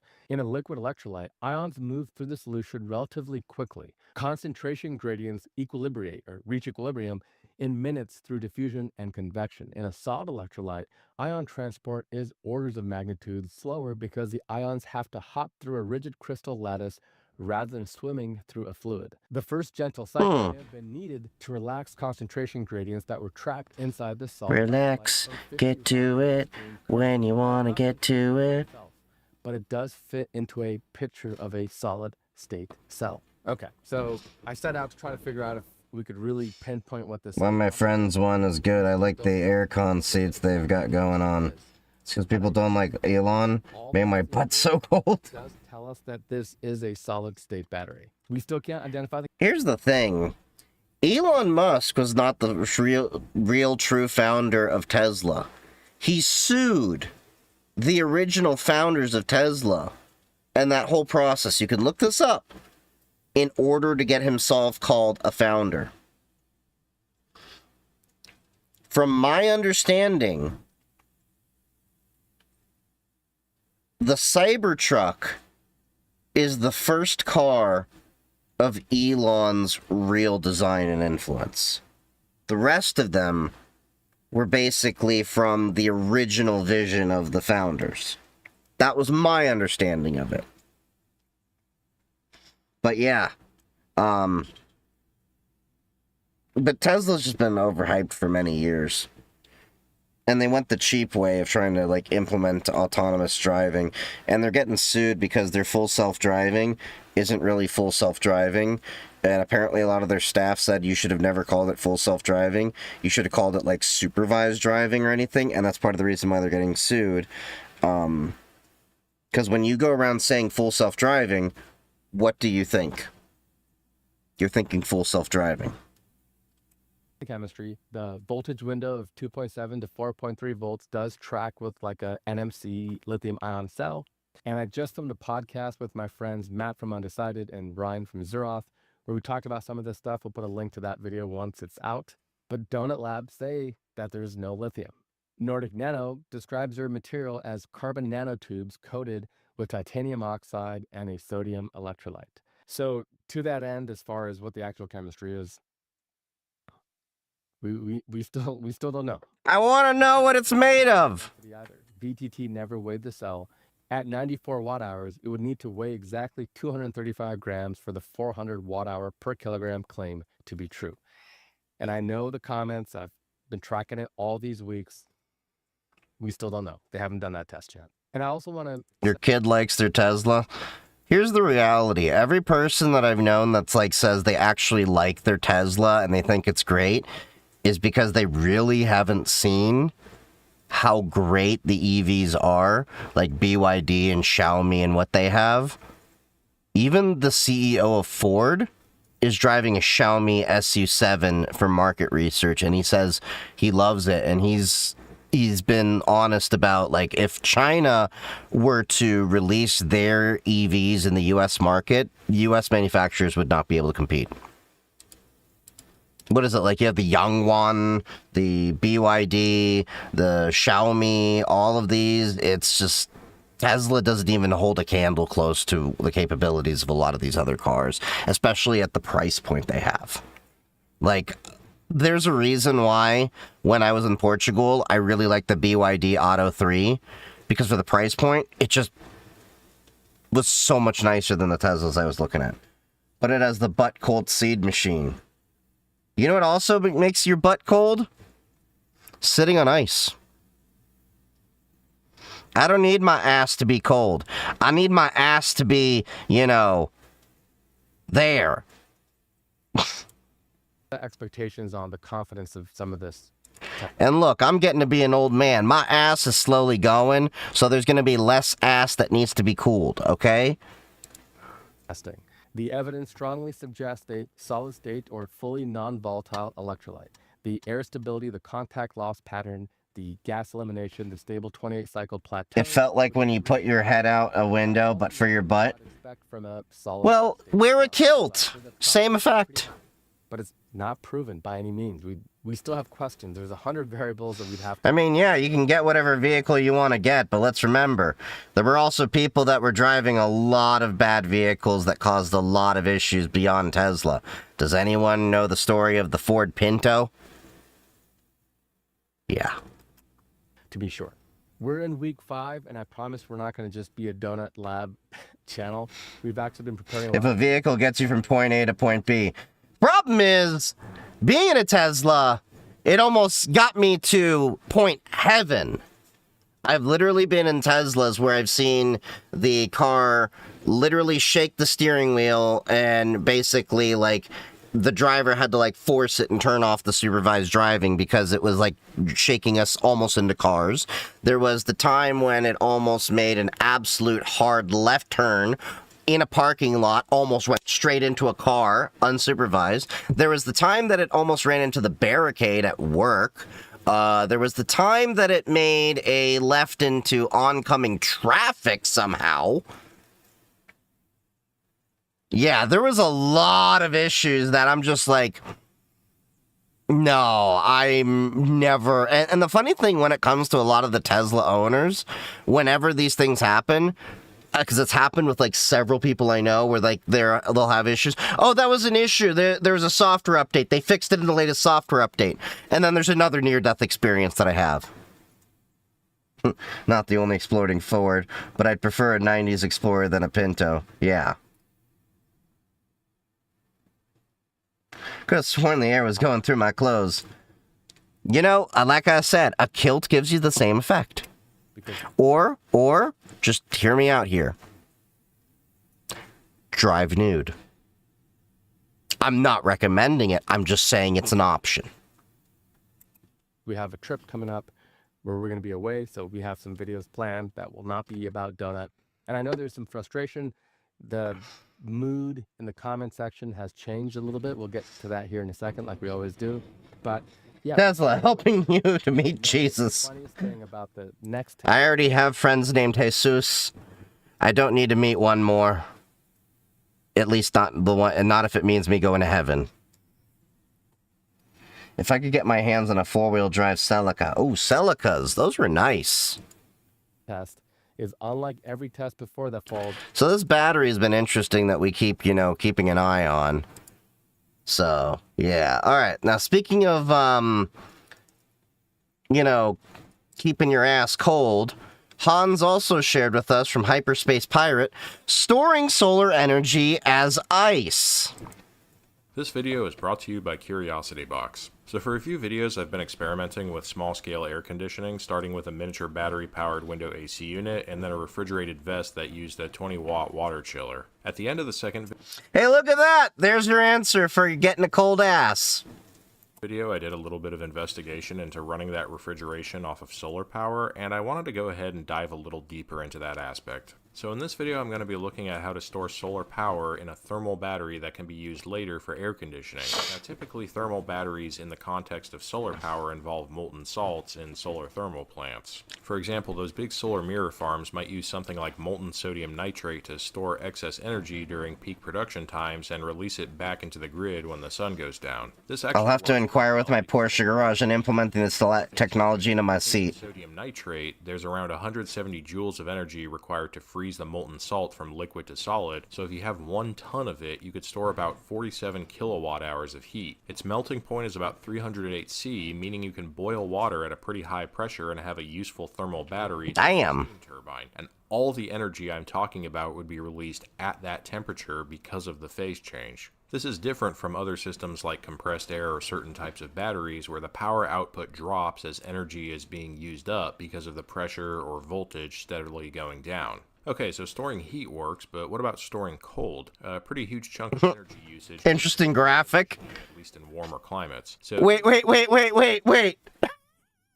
This graph: air conditioning, AI girlfriend, CPU farm, lights, appliances, electricity. My neighbor is stealing source, dude. Trust me. It makes sense to store energy for air conditioning from solar or wind during peak production times by simply refrigerating a thermal reservoir. Then during peak demand, that cooling power would just be dumped back into the area that you want to air condition. The nice thing about this compared to the molten salt example for heat storage is that the temperature differential to ambient would be much smaller for a cold thermal battery like a block of ice. So the energy could be stored much longer with the same amount of insulation compared to something like a molten salt. Now, Really? options for materials. Nightlook and Light did a pretty cool video about this, showing how sodium sulfate mixed with sodium chloride could achieve a melting point around 50 Finally, Ford is not the only one to keep my swampy ass cool in South Florida. around 8C, although the idea of having a large quantity of chlorates sitting around makes me pretty nervous. Plus, this would be quite a bit more pricey to buy or make. So really the best option here is just plain old ice melting at 0C. Water is practically free unless you're stranded in the desert, and it holds 334 joules per gram of latent heat for phase change, meaning Right. 1 watt-hour of energy for cooling in just 10.8 kilos of ice. Huh. Temperature is perfect too. 0C is cold enough to provide effective heat transfer to ambient through a radiator, but close enough to room temperature that some decent insulation could keep the ice frozen for a very long time. A cubic meter of water being frozen would store just under 100 kilowatt hours and would only take up about the same amount of space as a washing machine or dryer. For comparison, a 100 kilowatt hour battery bank would take up half a room and cost at least $10,000 for lead acid or several tens of thousands for LiFePO4 or LiPo batteries. They'd also have to be replaced every 4 to 7 years depending on how much they're used. So having an ice battery is a total no-brainer for air conditioning energy. It's so much better than battery storage, it's not even a debate. So let's look at how to set one up. The refrigeration portion is pretty straightforward. As always, there's a compressor, condenser, capillary tube or expansion valve, and evaporator. Now in this case, the evaporator is going to be in a big bucket of water surrounded by lots of insulation, so when the water freezes, the evaporator coil is actually buried in the ice. Come to think of it, a lot of this project just involves shoving things in boxes, so while we're on the subject, I want to tell you about this video's sponsor, Curiosity Box. We're all used to getting boxes delivered, but usually... Okay. They just have a stick of dynamite in there. ...your soul-crushing office job. But what if the box was... I love Mondays. perfect for the inquisitive mind? Curiosity Box offers just that, a subscription delivering 4 boxes per year of the world's best science toys. For example, in the Spring 2026 box, we've got some egg molds that can transform your ordinary eggs into a dice, a diamond, or even Einstein's head. Something to Okay. less boring. Then we've got this rabbit. I mean, I could 3D print that. Rabbit duck ambiguous illusion, which appears as either a duck or a rabbit depending on which way you look at it. There's also a set of stickers with more of these ambiguous animal illusions. Or how about this spring break t-shirt, which has the basic recipe for refining uranium ore into yellow cake powder. There's also a version of a periodic snail, an alternative arrangement of the periodic table that runs in a spiral based on element mass. Every box is full of devices that'll make you go, and get those gears turning inside your brain. And each box is a limited edition, meaning after they ship, they never make them again. So if you don't want to spend the rest of your life wondering what was in last quarter's Curiosity Box, go and sign up for it now. Click the link in the description and use code HyperspacePirate to get 40% off your first month until March 31st. Okay, back to ice blocks. Now the block of ice is well insulated, so we obviously can't just blow a fan over it to recover the cooling energy, and even if we could, the heat transfer probably wouldn't be very efficient. So to recover all that cold and use it for air conditioning, a really long coil of copper tubing will also be in the ice block, and that'll be connected to a radiator with a fan over it. A pump will circulate a mixture of water and ethylene glycol through the coil and radiator to transfer the heat out. The nice thing about a system like this is you could pretty much scale it up as big as you wanted and it would still work. In my case, Universe galaxy size. 300 watts or so of solar power that I plan to use. If you recall the ice maker I took apart in the miniature air conditioner video, I'll be using that same compressor for the refrigeration system in my ice battery. It should run around 100-ish watts under load using R600 as a refrigerant. For the power supply, 3 100-watt solar panels will be used. These are connected through a charge controller to a 12-volt battery, and when the battery charges above a certain voltage, it'll connect power to an inverter and run the compressor. That'll be controlled through an Arduino with a little bit of software. Okay, sure. Okay. Some op amps to set up the voltage trip point, but I'm going to take the modern approach of brute forcing a basic task with software. It'll do that I built to run my vest chiller off of solar power. My only problem with solar panels is that I can't mount them on my roof thanks to overbearing rules from the insurance companies and homeowners association. Land of the free, by the way. The house I'm currently is south, meaning I can't put them in the backyard because they'll just be in the shade most of the day. So I figured to hell with it, I'll just mount them in the back of my truck. Laying them flat is far from Did we skip a bunch of videos? sun all day. The refrigeration system itself will be portable, so it'll sit in the back of the truck. No, in the evening after work. this is where we are. Last time I finished the Graphene OS one, I skipped the Crunchyroll one because we watched that earlier.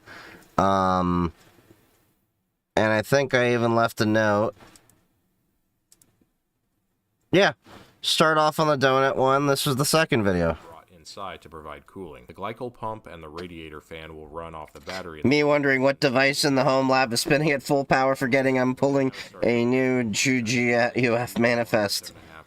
Good luck. Make this a lot bigger, but I want the system to be portable, and it's already going to be pretty heavy from the battery. Like all good things, this will require some copper tubing. The evaporator coil will be made from 10 feet or 3 meters of 1/4 inch or around 6 millimeter copper tubing. The limiting factor will be the cooling power of the compressor and not the surface area of the evaporator, so we don't need to make it all that big. The heat exchanger that will carry the glycol needs to be quite a bit bigger to get good heat transfer, so that'll be made from 20 feet or 6 meters of tubing. These both get coiled up and placed inside the bucket, and they're secured in place with a lid which also keeps the water from splashing out. Here's both the coils wound to the final size. Huh. Here one is the refrigerant evaporator. You know what that reminds me of?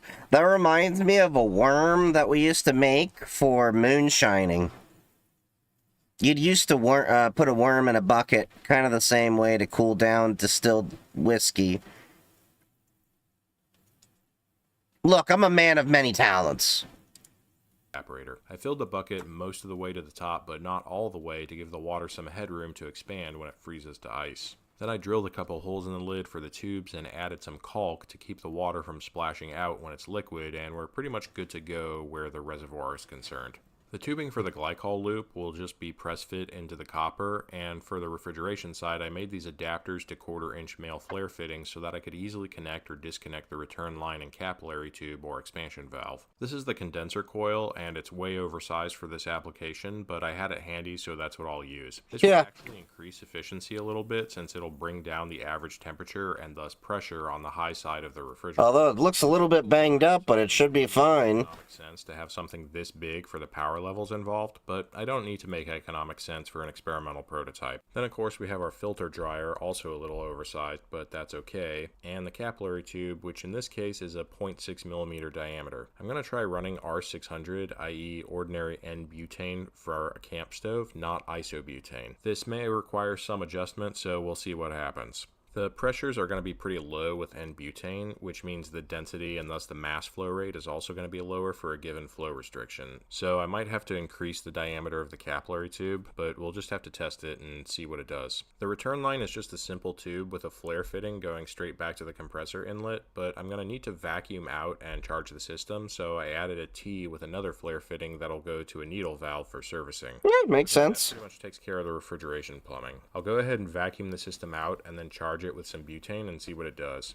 So right away I'm seeing the compressor power consumption drop really low, and there's no temperature change on the outlet of the capillary tube. When I disconnected the outlet side of the capillary tube, nothing was coming out, so it's definitely blocked. But when I loosened up the inlet side of the capillary tube, liquid butane started spitting out. So what happened here is all the butane refrigerant got liquefied in the condenser coil, and it just sat there because of the capillary blockage. So even after the compressor, the butane keeps spitting out of the loosened joint because it has a little over 3 bar of pressure at room temperature. It's actually kind of cool to watch, although this is a major fire hazard. Oh yeah. The trick to making one of these capillary tubes with flare fitting adapters is to give yourself an extra inch or two of length on the larger copper tubing and shove the excess capillary tube most of the way down that tubing before you pinch it down. Interesting. Brace the joint. There's bound to be some brazing alloy that works its way through the small gap, and if the capillary tube opening is right at the gap, it'll get plugged up by that molten metal. That makes sense. I put everything back together and added some butane again, and got a nice bit of ice forming at the evaporator inlet, although the body of water itself never got too cold since, of course, it wasn't insulated at all. Here's a graph showing the temperature of the water over time, and as you can see, there's no way it's going to freeze in open air without any insulation. So I built a box around it with 1-inch thick foam panels and packed the gaps with fiberglass wool, then sealed it off at the top. And now it's able to get down to freezing temperatures. Here's another graph showing the comparison with and without insulation. This big span here is the temperature gain from sitting overnight with the system turned off. Looking at the cool down and warm up times while the water was still liquid basically allowed me to get a really approximate idea of the cooling power and insulation of the system based on the rate of temperature change, since I was working with a known mass. Emphasis on approximate idea though. Here's a very rough scatter plot of power versus temperature. The behavior of the insulation is a lot clearer to see though, and it looks like we can expect 7 or 8 watts of heat leakage into the ice block at 0°C. With the system left to its own devices for several more hours, it got all the way down to minus 25°C, which is 0.63 bar of absolute pressure on the suction side of the compressor, which is pretty darn low. I'm surprised regular N-butane was able to pull that off. It pretty much bottomed out at this temperature, so I let it run for another day or so just to be confident that the whole thing was frozen over, then shut it off and did a multi-day test to see how long the block would remain frozen inside its insulation. Over the course of the day, the temperature rises from minus 25 to 0°C, and then it's nearly 4 days before we see any real movement above 0°C. It's a pretty safe bet based on these numbers that the insulation should hold most of the ice frozen overnight, which is about this long. So the refrigerator system works. Now we need to set up the power supply, which will consist of 3 100-watt solar panels, a charge controller, lead-acid battery as a buffer, and an inverter to run the compressor from 12 volts. The panels will be mounted on brackets screwed into a frame made by 2x4s installed in the back of my pickup truck. This is a temporary setup, so the lumber will be fine for the time being, but obviously wouldn't be a good idea for a long-term solution. Makes sense. System with some plywood and rough angle brackets I cut from aluminum L-channel.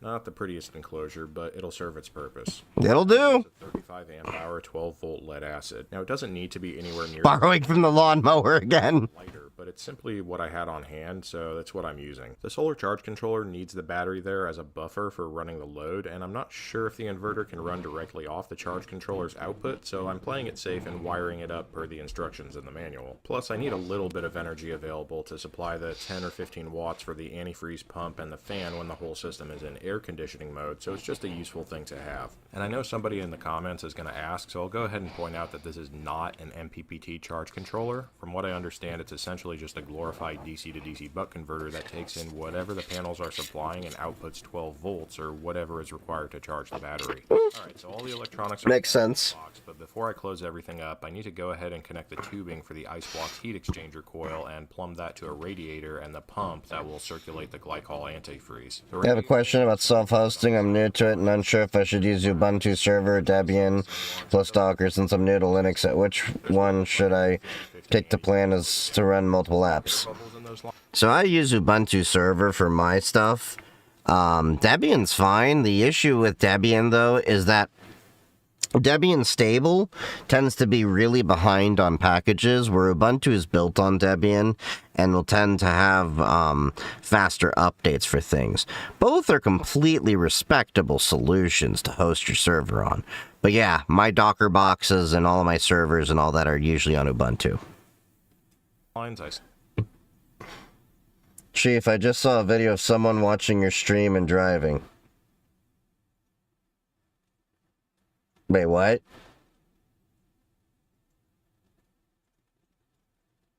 You're trolling me, right? Because you know I'm not cool with that. We had a whole rant on the pandemic of streamers that are watching while streaming while they're driving and getting into accidents. Yeah, send the link. And if you are watching my stream while driving, focus on the road!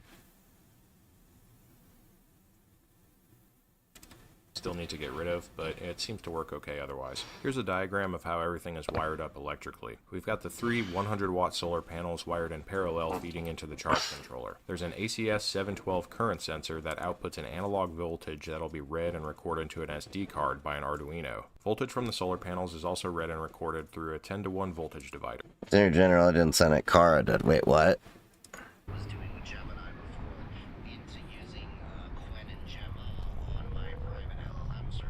Oh, it's a bike.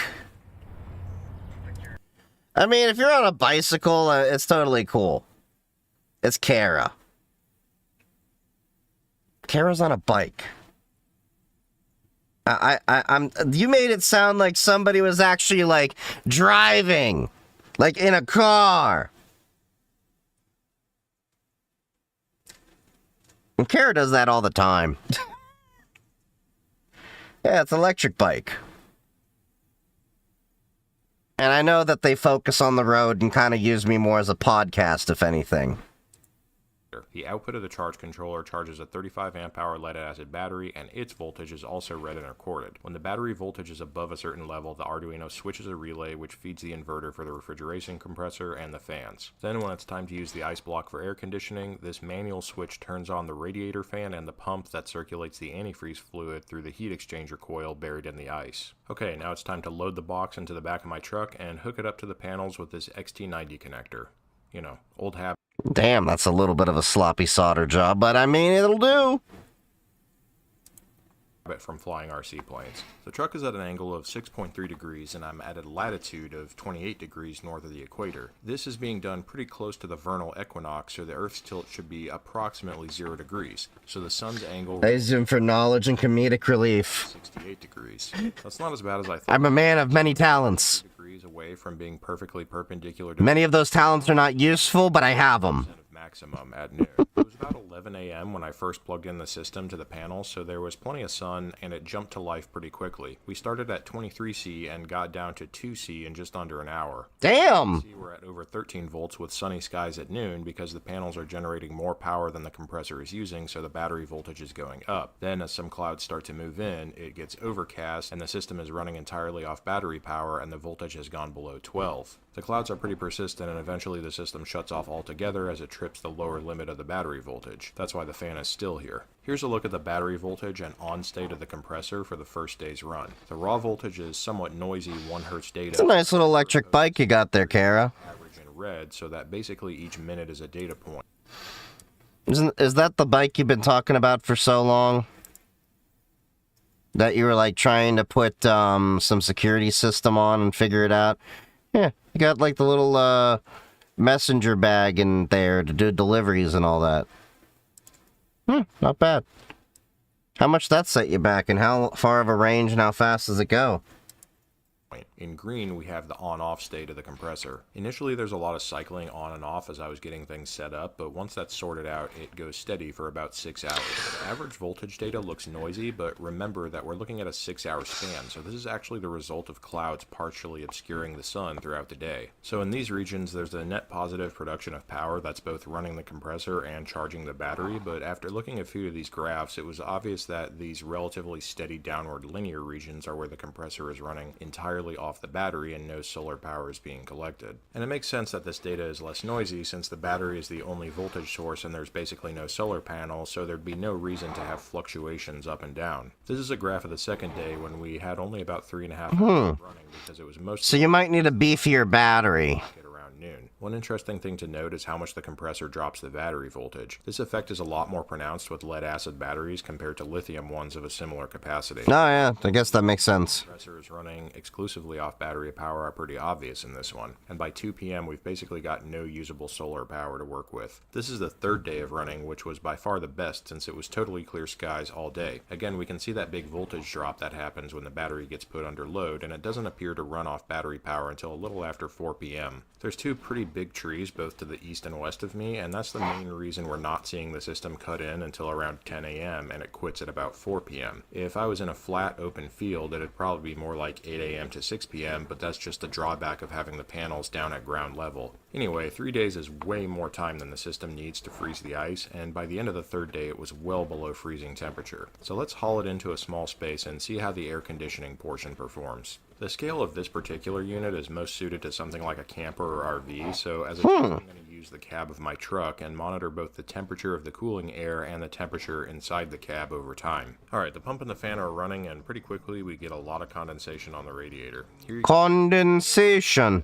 rub it against the bottom. The air doesn't feel particularly cold, but the radiator feels really nice to put my hand or arm against. The tube coming out of the box and the metal near the inlet are both at 12.7 C rather than the 0 C of the ice block, and the return tube is at 20.7 C, which seems a lot higher than it should be, so the biggest barrier to cooling down the cab is the high humidity. If we look at the weather today, it's 25°C outside and the humidity is 76%. Damn. Into a dew point calculator, it comes out to 20.7°C, the exact temperature of the return line from the radiator. So just like a residential air conditioner, the unit is hitting a brick wall due to the humidity, where it has to condense out a bunch of moisture before the temperature can be dropped any lower. We can see this really clearly in this graph where I've recorded the temperature inside the truck and the temperature of the airflow from the radiator. For almost 45 minutes, there's very little change in the inside temperature, while the radiator air temperature remains pretty much constant. But after that, you start to see a temperature drop, and I think this is simply the result of all the energy going into condensation. By the 2-hour mark, we're at a very comfortable temperature, and the radiator is still pushing nice cold air, so there's plenty of ice inside the box still. By the 3-hour mark, the inside of This is really interesting to see an ice cube basically as a thermal battery. coming out of the radiator.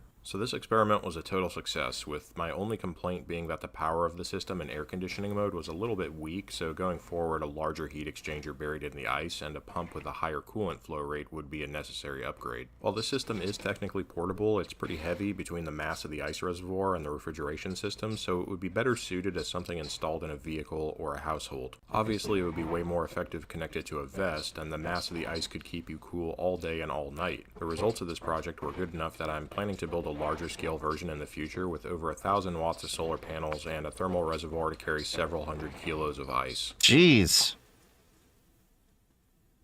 That's going to be a pretty big thermal battery.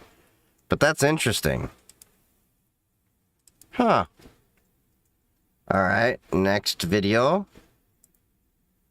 Hold up. Where were we?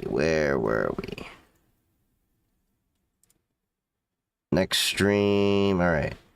So Kara shared this.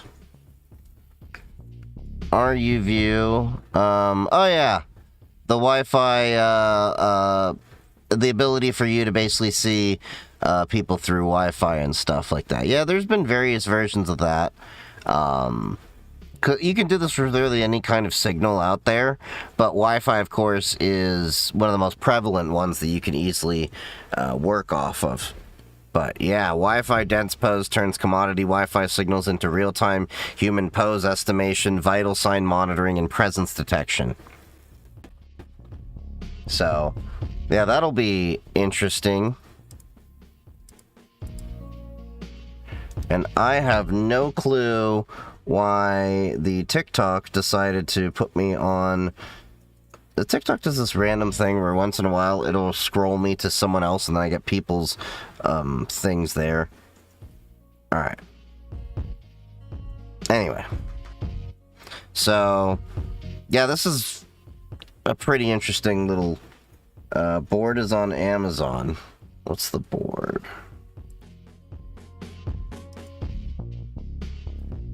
Hold on, let me see this.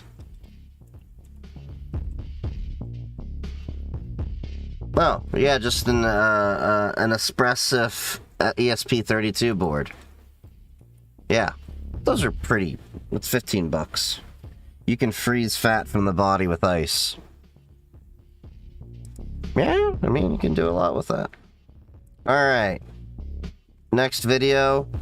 The White House wants your ID.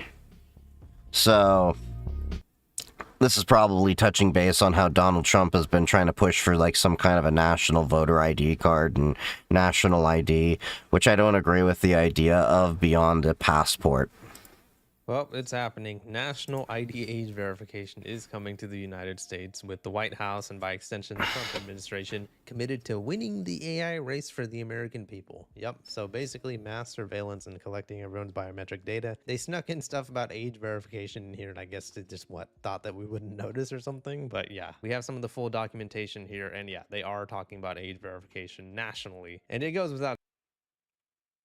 All I can think of is overwhelmingly a lot of the people that believed in the conspiracy that COVID shots were microchipping you were the people that, in my experience, have voted for Donald Trump. And now he's turning around and actually surveilling you in the ways that you thought 5G was doing that, if you had enough tinfoil. Do you catch my drift where I'm going with that? But yeah, it's weird how we've kind of done this whole 180 on things. I swear to God, it's like the epitome of like that DJ Khaled, sound bite of congratulations, you played yourself. White House also made an Android app that asks for a lot of info from your phone. Oh, you mean the Trump administration wants to collect data on you, to spy on you.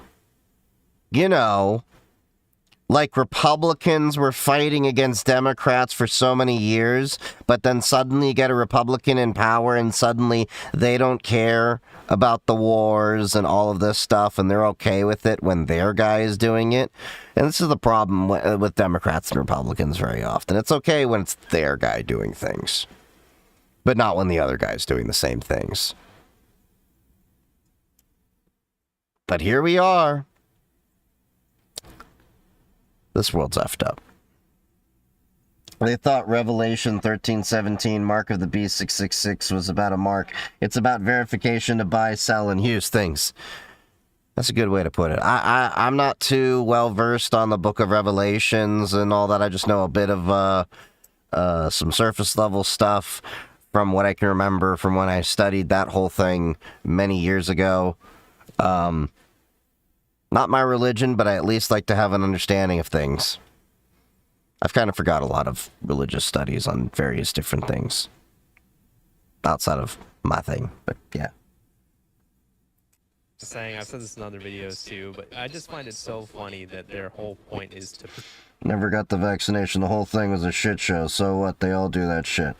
Yeah, well, the point being is that people were actually believing that the vaccine was somehow microchipping you, if you didn't catch that point. And I don't understand why people have politicized an entire medical procedure. I don't understand why people politicize masks. I don't understand it. I was wearing masks when people were sick before COVID made it this political thing. I worked in healthcare. I never saw people freak out about all these shots and everything until, things happened.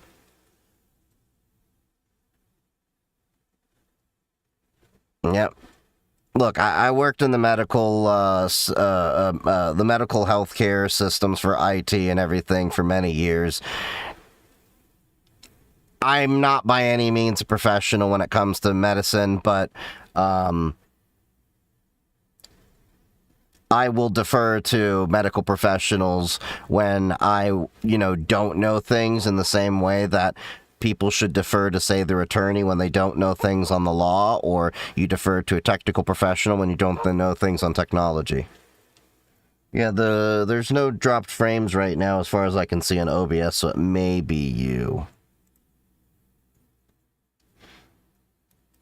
Protect the kids and empower the parents, and yet there's an entire list of files out there where the top of the people in the United States government went to an island and are actual child predators, but none of the people on the list who was associated with this frickin' guy over here, none of them actually got punished. But hey, they care about protecting the kids, right? And the funny thing is, I have to call them the files, because if I say that dude's name, then the video immediately gets demonetized. But anyway. And the funny thing is, this is the same people that went around accusing, the Democrat Party of pizza parties and all of that stuff and the conspiracies around there. But suddenly, we can't go after this schmuck. I mean, there's a lot of stuff that still wasn't investigated with that stuff. And the fact that a lot of people in power are getting getting pointed to for that is just atrocious. I mean, at least the UK is actually doing some things about it. I mean, what was it? You had that one lord or prince or whatever who's being investigated. You had even to the point like Keir Starmer. I think that's the current PM, if I'm not mistaken. Was it Keir Starmer? Well, the current PM over there is being questioned because they appointed someone who had close connections to him, and meanwhile, over in the USA, we've done jack squat. UK removed Prince Andrew's title. That's who it was, yeah.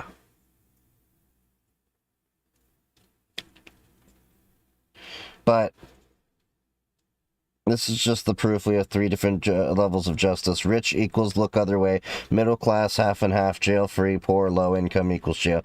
Oh yeah, I've talked about how, unfortunately, there is a disproportionate system, especially when you're lower income. Like, I saw this happen with my friend when he was going through divorce. You know, he's getting back on his feet, everything, got effed over with a legal thing, and basically was presumed guilty until innocent, whereas I have the fortune of affording a lawyer, and I've gotten out of things relatively easily.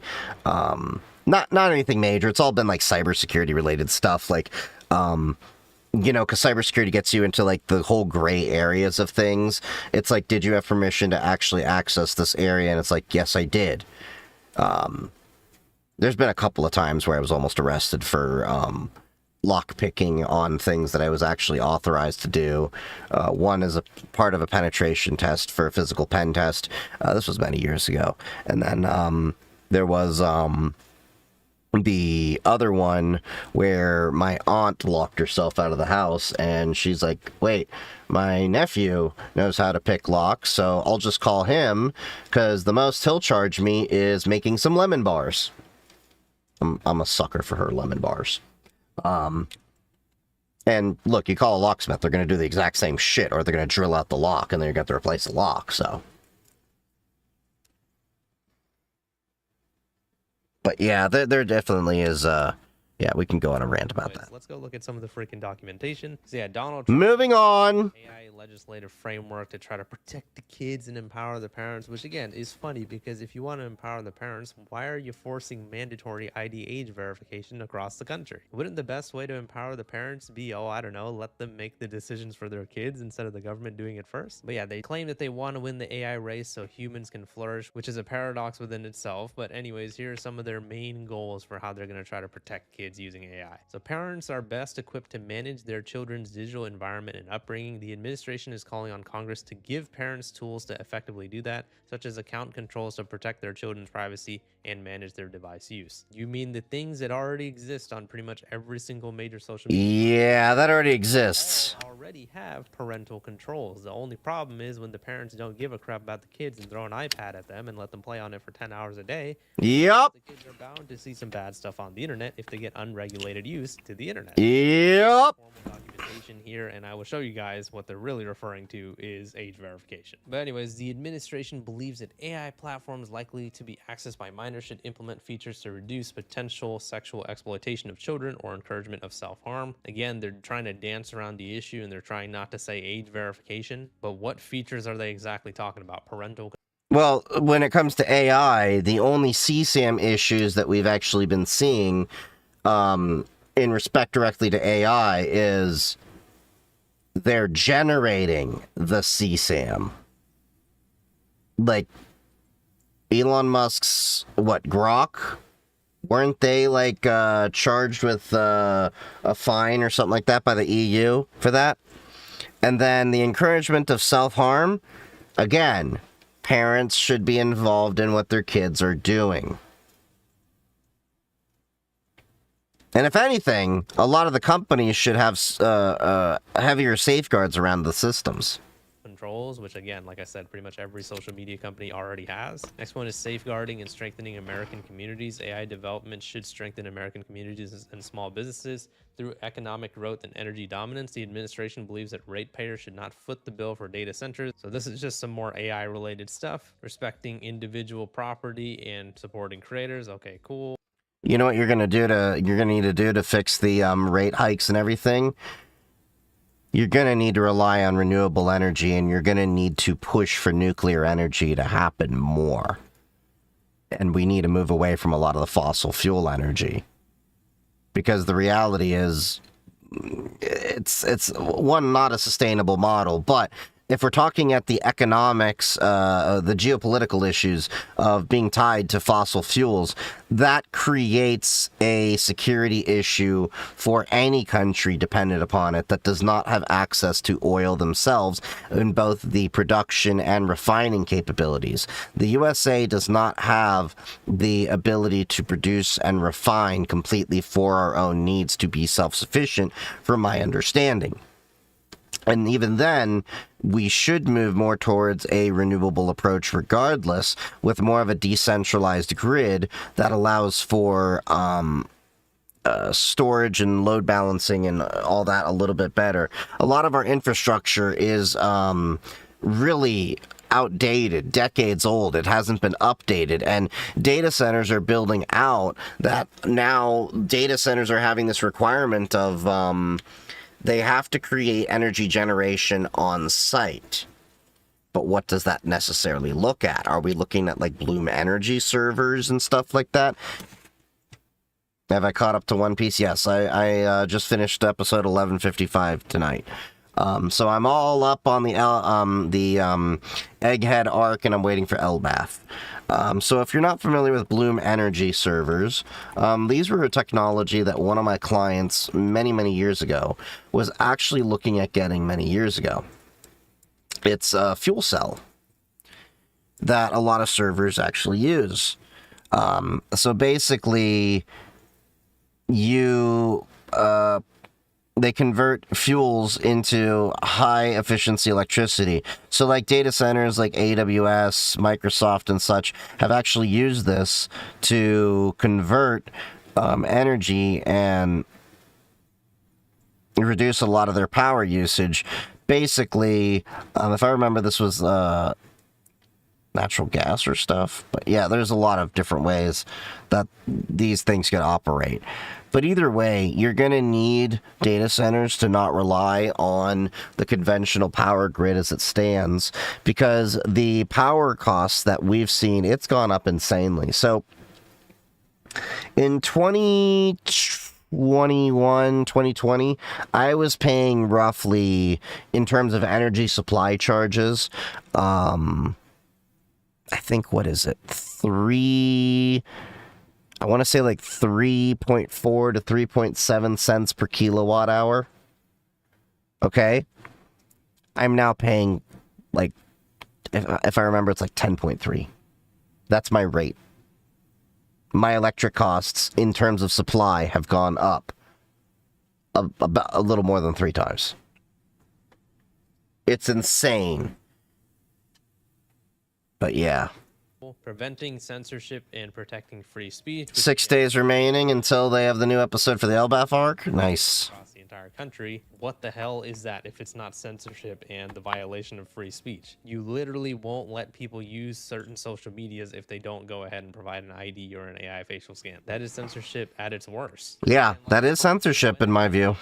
This as protecting the kids and trying to win the AI race, but in reality it is all about age verification, and they tried to sugarcoat it in this particular article over here, but they didn't want to go ahead and outright mention it. But again, like I said, we found some stuff. So Congress should establish commercially reasonable, privacy protective age assurance requirements such as parental attestation for AI platforms and services likely to be accessed by minors. So basically what they're saying is, oh, we should have age assurance requirements. One of them can be, a parent's permission for their kids to do something. What? Are you serious? That's how it was before. If that's... Yeah, they really don't give a shit about kids. They really don't. If they did, a lot of the things that go on with issues with kids would be fixed. Like, let's talk about the issues with education with No Child Left Behind, and how children are actually having lower and lower scores because we have an emphasis on standardized testing. And if the teachers don't get their students to test well enough, they're graded based on that performance, or the fact that we've abandoned the ability for children to have safe, steady health care in many cases because they're tied to their parents, and their parents may often go through fluctuations where they don't have health care. Yeah, you can make the argument of, well, they can still go to, the emergency room and all that, but then the parents then have the issue of they're afraid of going to the ER because of the bills that they'll get. I mean, a broken arm is not cheap in this country.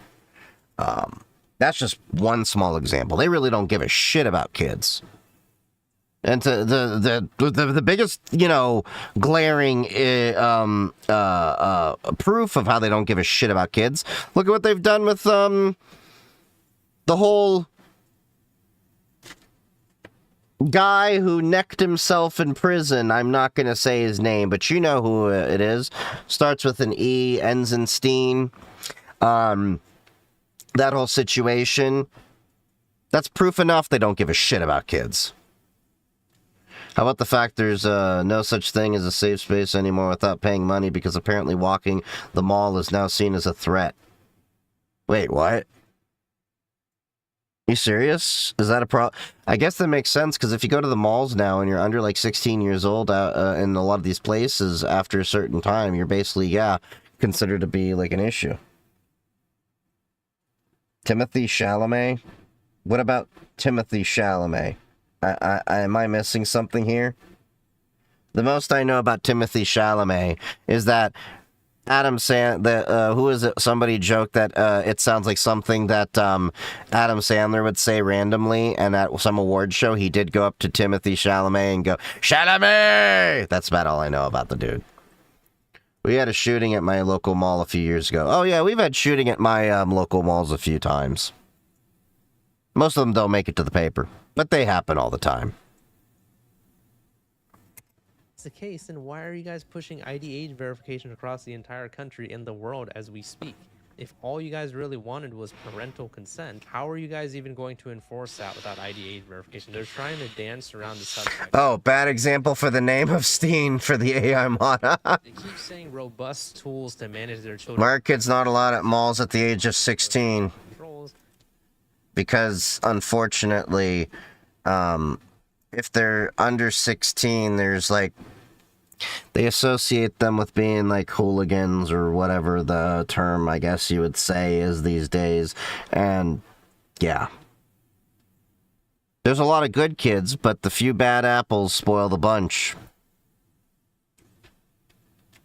But again, a lot of those features are already TT has me speaking totally in code now on socials. what they're doing right now. I don't have shootings, but we do have a Berta A lot of the backlash that they're getting on the internet. Yahtzees harassing people in the Chinook Mall. Sometimes there's a good stab. AI verification and AI facial scans. So they're trying to be very careful with their rhetoric over here. You already know that this like documentation and how it was written was already passed through multiple people where they took some things out and added some things in. That's why they put this little thing over here to be like, oh, don't worry guys, it's not going to be age verification with IDs. Your parent can just give you permission or something. If it wasn't a whole national push for age verification across the country, why would the Supreme Court go ahead and approve age verification on Yeah, they better not be making a comeback like you're saying, Kara.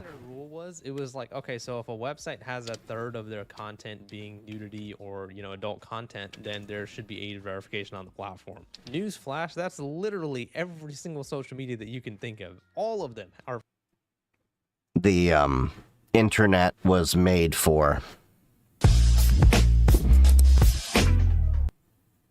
If you know, you know. full of nudity. I would say probably 50% of those websites. Thought we had a moratorium on the federal AI thing. No, there's only a moratorium on state laws, not federal laws. Full of a lot of nudity. So basically what the Supreme Court is implying is pretty much every single social media company should have ID age verification. It is a national push for age verification and they're trying to disguise it. Now there are organizations out there like NetChoice that are going ahead and fighting age verification laws, but again, like I've said in a few videos now, I have went ahead and supported NetChoice in quite a lot of videos, but again, they themselves are also partnered with Meta.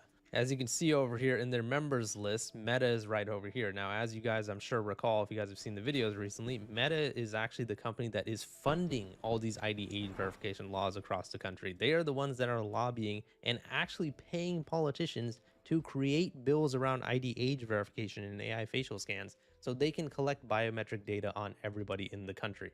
It is about mass surveillance and control. So even though I respect NetChoice for doing what they've done and blocking a lot of ID age verification laws, I really need an answer for them, and I still haven't gotten one yet. I've made a tweet about this too, saying, I support NetChoice and everything like that, but why the hell are you guys partnered with Meta, despite them being exposed for pushing all the ID age verification laws in the first place? So some people commented on this, including the Epic Games CEO, Tim Sweeney, but one of the people who commented on this was saying anyone can be a member of the association, Most of them align with many of the policy positions in keeping the internet free. But this argument makes zero sense because all the members listed here are not all of NetChoice's members as a part of their association. Yeah. Companies and organizations in one row. So 8, 16, 24, 32, 33. 33 members are listed over here as being part of NetChoice's showcase on their website. Like, look at all the cool companies that we're partnered with, right? 33 companies. Well, according to NetChoice's Wikipedia, which might not be up to date because it's from January 2026, there might actually be more members now. Oh, geez. Organizations in one column. So 13, 26, and it falls one short over here, so 38. 38 companies over here in their membership list, but only 34 listed over here on their homepage, which means that NetChoice handpicked some of these companies to basically showcase on their website, like, look at all the cool people that we're partnered with,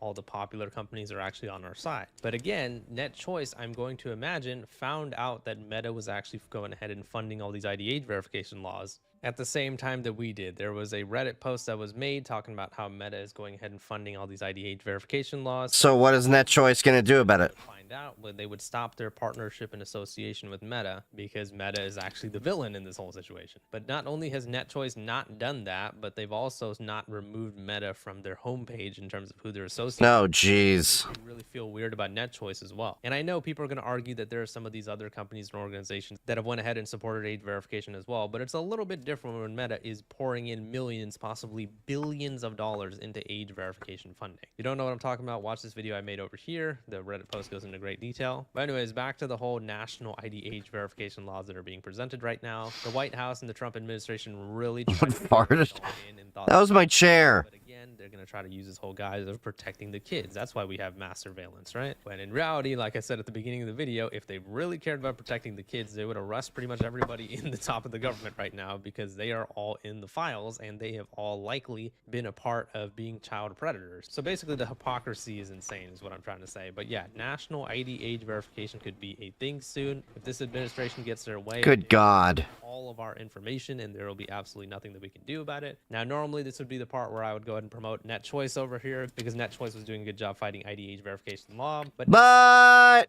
because they are obviously in support of Meta. So instead, I recommend that you guys go over to a website called badinternetbills.com. From here, you can go ahead and pick any internet bill that you specifically want to fight against. Online ID checks would be the one that most of us want to fight against, as well as age gating bills. But honestly, a lot of these are really bad. But basically, pick whichever bill you want, and it'll allow you to go. I follow the Electronic Frontier Foundation. They give alerts out of that. You should check your chair's pants. Well, I would at least want to try, as opposed to us all sitting on our asses and doing nothing. So yeah, badinternetbills.com. Head over there and let's see if we can try to fight this together. Let me know what your guys' thoughts are on the situation in the comments. Please leave a like in the video if you enjoyed it, and subscribe for more. See ya.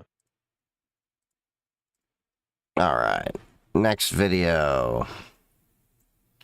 This might be the last video for the night. We shall see. Casey Simpson, why nobody can read a book anymore.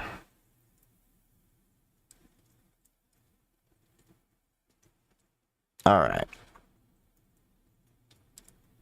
No one can read anymore. The percent of 17 and 18-year-olds who report reading a book or magazine every day has dropped 75%. You know what? Before we get into this, I'm going to actually go to the bathroom. So we're going to take a quick bio break, then we'll watch this video. So be right back. Give me a minute. Mother Nature is calling.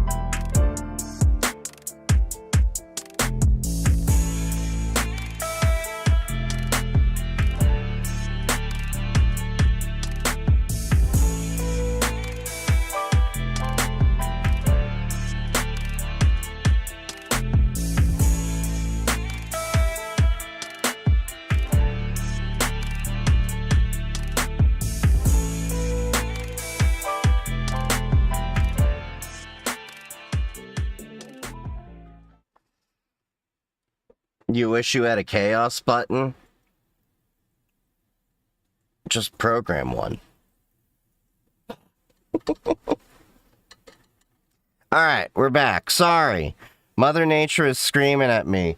I forgot some teas when I drink, they really need you to pee. So. No one can read anymore. The percent of 17 and 18-year-olds who report reading a book or magazine every day has dropped 75%. Good God! Americans who read recreationally has dropped 40% since 2003. Even elite colleges like Columbia have students who can't read. One Columbia student was miffed when asked to read a book in college because she had never been asked to read a book in all of high school. Only excerpts, poems. I'm sorry, what? This is why America's education system is going down the shitter.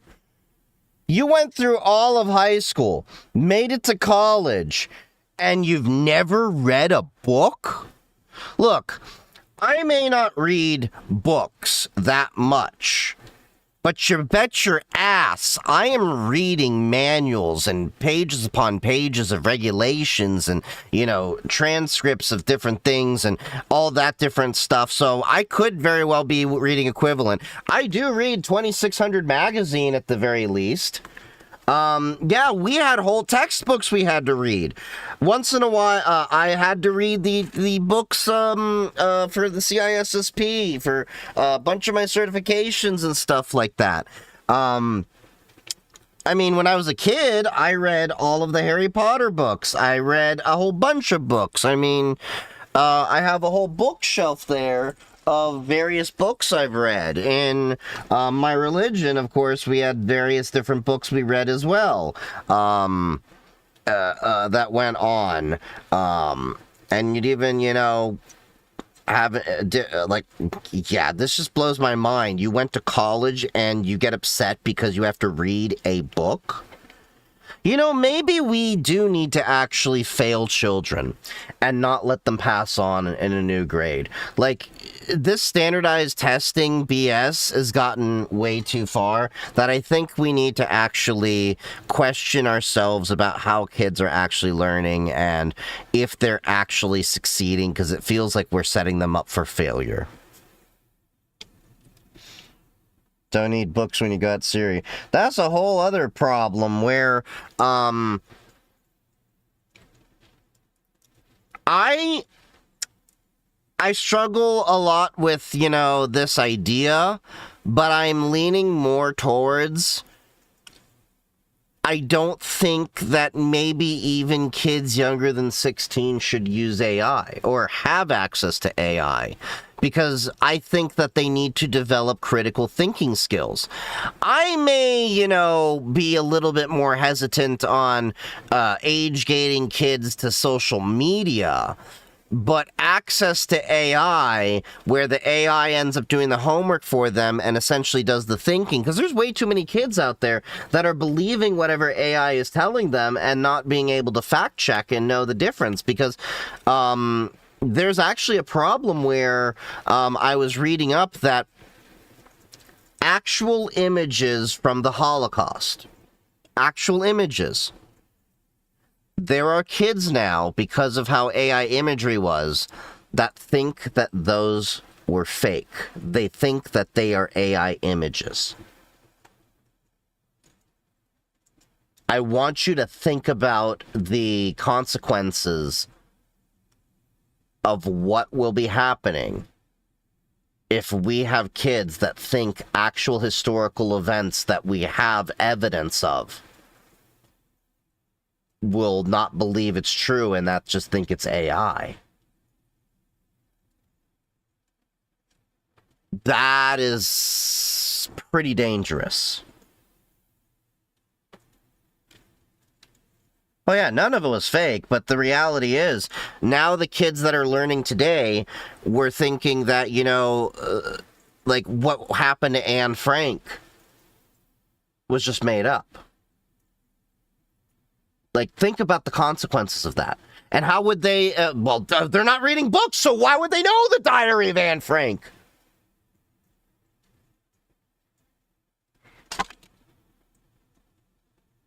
But yeah, you get the point. We had the encyclopedias to search through, Atlas too. Yeah. We had the encyclopedia. Because there's always that arrogant ass that has to make it very clear that it's not the encyclopedia, it's the encyclopedia.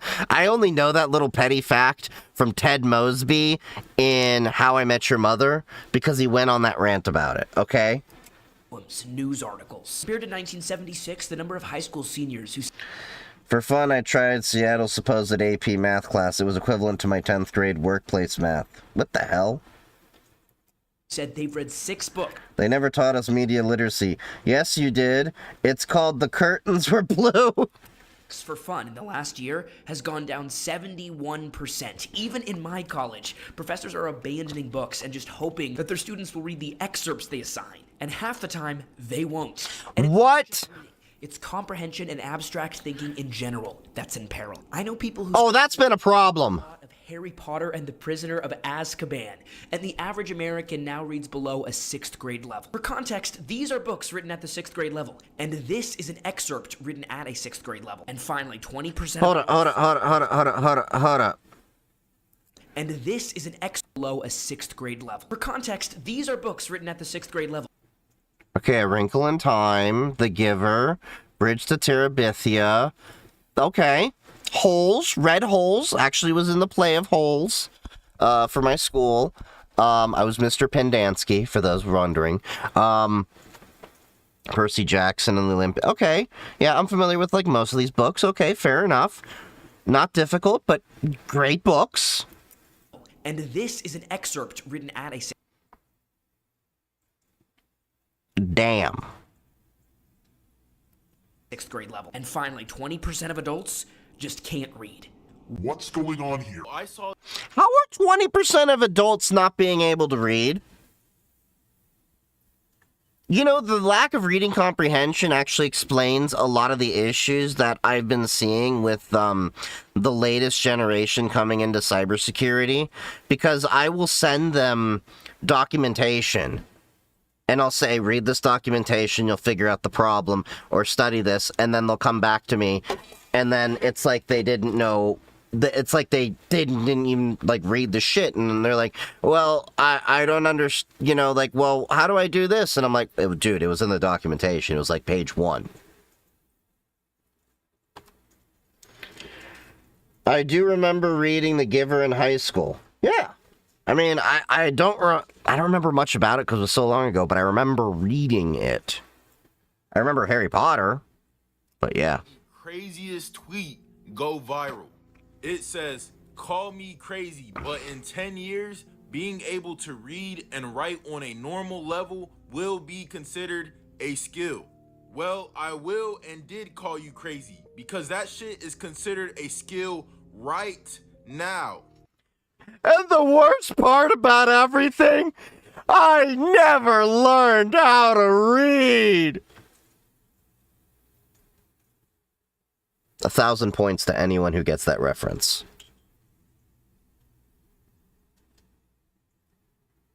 Twitch chatters can read if it has memes. There's times I need documentation to be more verbose. ArchWiki spoils me compared to DebianWiki. I will agree with you. That's the reason why my LLM is going to get trained on the ArchWiki, not the DebianWiki. Give the average a Harry Potter book and tell him to read it out loud, and you will see what I am saying. How are you a student in university in a 300, 400 level course and you cannot read a syllabus? Or, hear me out, the announcements that are posted throughout the semester. Say what? The teacher sent out an email with the calendar, like a document that had the calendar in every single date when you had to turn everything in. Damn! A week before, she resent it and said, guys, remember, the IEP is due this day. Damn, that teacher went above and beyond. I would have loved to have shit like that, where it's like, hey, this is all the assignments, these are when they're due. Because it was like, oh, here's the syllabus of when it's due, and then you had to make your own calendar for that. They went and made the calendar for it. Okay, how bad does this go? I was the only one that turned it in. What the fuck? Everyone blamed the teacher. But to this day, these students talk about how she's such a horrible teacher. That teacher sounds awesome. went out above and beyond to be like, hey, we have all these assignments. I'm letting you know when all of the things are due. And then, yeah, what the hell? There are 4 reasons no one can read anymore. The first reason no one can read anymore is because our curricula has excised books. No Child Left Behind and Common Core emphasize. Nope. No Child Left Behind definitely effed us, but this Common Core shit, I had not been hearing good things about it, and thank God it came in after I left. Informational texts and standardized tests. And because teacher pay was tied to how well their students performed, reading whole books was deprioritized. This is crazy. Elementary schools used to have 20% informational text and 80% literary. Now it's up to 50% of each. But the real culprit isn't about what kids are reading. It's how they're reading. If you've ever been around a little kid, and intuitively when teaching them to read, you'll help them sound out letters. That's what I did. That, of course, makes sense. Yeah, phonetic learning. Activists like Lucy Calkins push to erase this so-called phonetic learning, where you sound out a word, and replace it with something called the 3 cueing system. You know, I learned in conjunction from, you know, the regular phonetics and all that, there was this kit back in the day called Hooked on Phonics, a bunch of cassettes that, you know, your parents got, and then they'd play them, and then you'd learn to sound things out, and that was a good way that I actually learned a lot of the, you know, pronunciation of different things, and I did really good at it. But then, you know, in high school, I got hooked on Chronic, and I forgot. That was a joke. I'm pissed at my professors when they don't teach and simply extend the deadline because nobody understands the assignment in the first place. Yeah, that's so effed. That really is effed.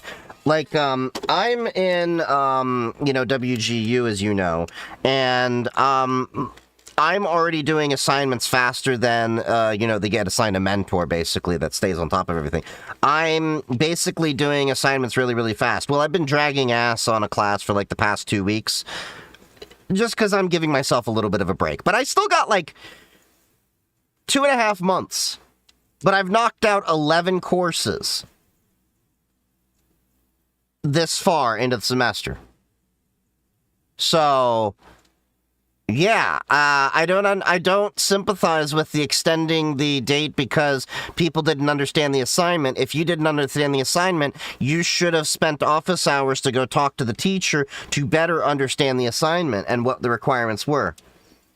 I learned through Schoolhouse Rock. I'm just a Bill sitting here on Capitol Hill. Yup. Thank you for the super chat, excellent chef. What is the 3 queuing system? I've never heard of that. Okay, so he's going to go into that. Sorry, we went on a tangent. It's crazy. The 3 queuing system says, hey, when adults read books, they don't sound out the words. They just look at the word and know what it means. So we should teach kids that way. Kids are supposed to read like they're adults, so they're not supposed to read the word at all. They're not supposed to look at the letters and sound it out. They're literally supposed to make a guess based on context. Concentration game to try and associate certain shapes with certain concepts. Holy shit, that explains so much. That explains so much. I got into an argument with somebody the other day, IRL, when I'm like, dude, just sound it out. Like, do you not know your phonetics? Like, I'm like, dude, this is what we learned in, like, kindergarten and first grade. Like, dude, come on. They'll see a word they don't know, and they're supposed to make a guess based on the context of the rest of the sentence. And then remember the next time they see that word. You serious? I'm not exaggerating. If you were to see the word caterpillar, you're not supposed to sound out like caterpillar. Instead, you'd look at the other sentence, and it would say, this word turned into a butterfly. And you would think, oh, a caterpillar turns into a butterfly, therefore this shape of letters must be caterpillar. So you don't know the word caterpillar, you don't know any of the letters or the sounds on the word caterpillar, you just see this sound, and because of the context, you know it's a caterpillar, and then every time you see that word in a different context, you should remember that time you saw it in this context and remember that it's a caterpillar. It's What? Okay. Maybe whoever came up with the system got hooked on more Chronic than I did in high school. Because they need hooked on phonics. In my class, the professor is going on and on about John the Ripper and password cracking, but the assignment is configuring pfSense, WASA, and Radius. What the hell? Yeah, that was just what I was taught in school, just guess. Really? Just guess? We were taught to phonetically sound things out. That's why if you notice when I go through videos and people are, you know, mispronouncing things, like what was it, yesterday we were watching the video from the guy with going on about Try Hack Me, and he pronounced the word as like farcical or that, and I, you know, said it's farcical. You learned about how to sound out the different, you know, what the hell do you call it? Consonants, I think it is, or something like that, but yeah. I have trouble reading, and I even know how to sound it out. Yeah, this is bad. I was, but never carried into high school and adult. This is pissing me off a little, not gonna lie. Holy, what's happened to education? Oh yeah, even in Canada, they're moving away from phonics, and it has devastating effects in Gen Alpha. Oh, I can believe it. Like, if you care as a parent, you should actually spend time, like, my mother and father, before my mom got hooked on pills and stuff, and my dad's mental illness started to really decline, and we started to have issues and all that. But anyway, my father was really good with mathematics and taught me like long division when I was in 3rd, 4th grade, and I was doing complex algebra before I was even in high school. My mother was good with English and, you know, literacy and all of that. So she made sure that I had a well-spoken vocabulary, a broad vocabulary. I even know words like Brobdingnagian. Something so annoyingly large. Yeah. Anyway. But my parents got involved with my education and pushed me to do things beyond just school. But yeah.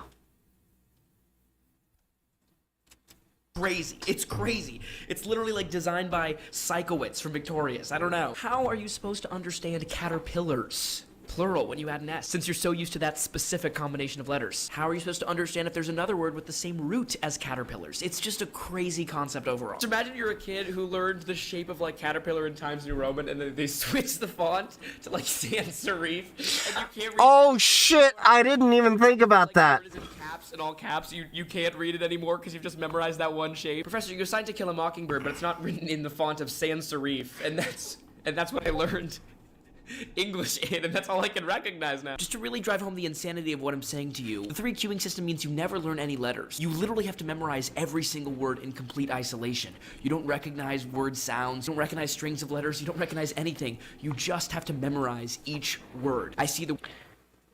So basically, you're treating it more or less like a lot of Asian languages where, like, in Mandarin and Cantonese and all that, like, you have individual letters, like Japanese kanji. That doesn't make sense in the English language. It's not structured that way.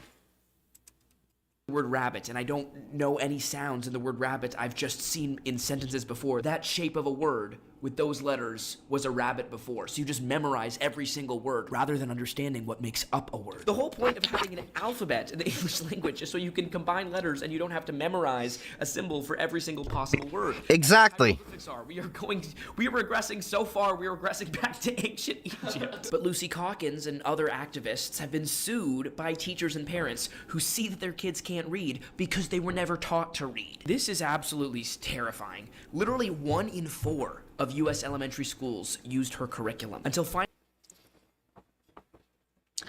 25%. And 20% of adults don't know how to read. That math is lining up, kind of.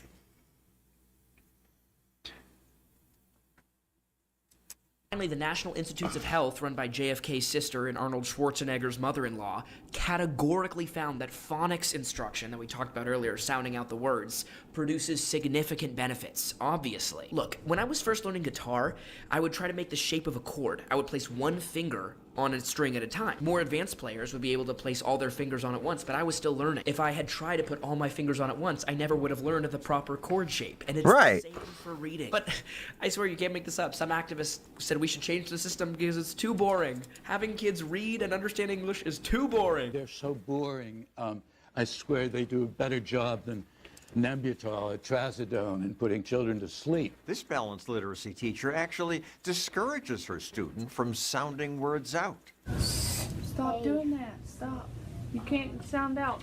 I don't know why you started doing that. I would bitch slap that teacher if you said I couldn't let my kids sound out a word. What the hell?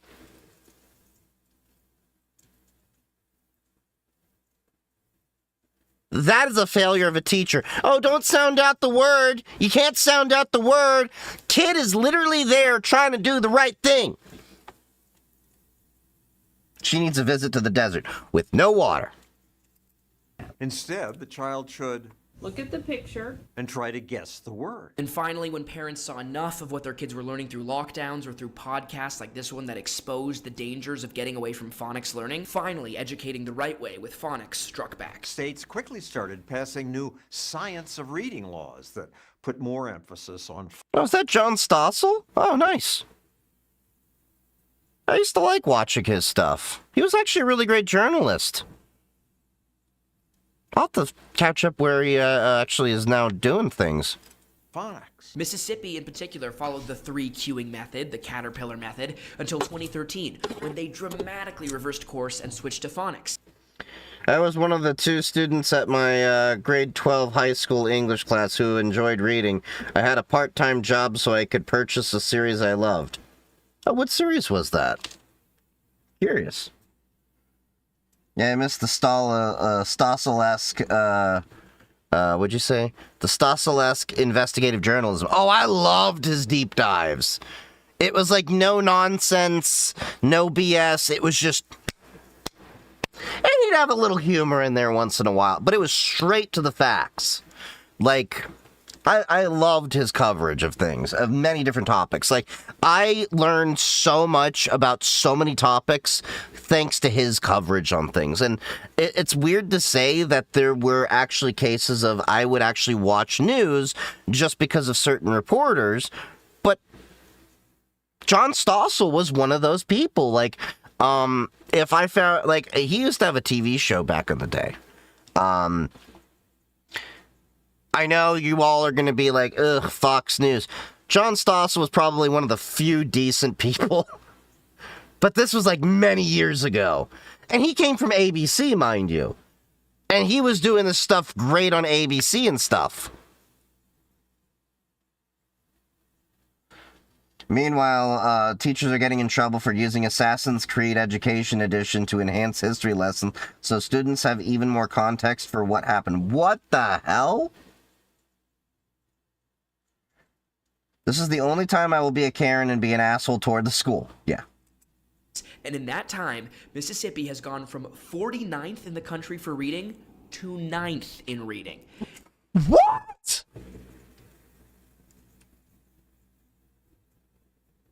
Holy shit! Like, Mississippi historically has been like one of those school systems. Everybody's like, you know, they're in the South. It's a very bad school system.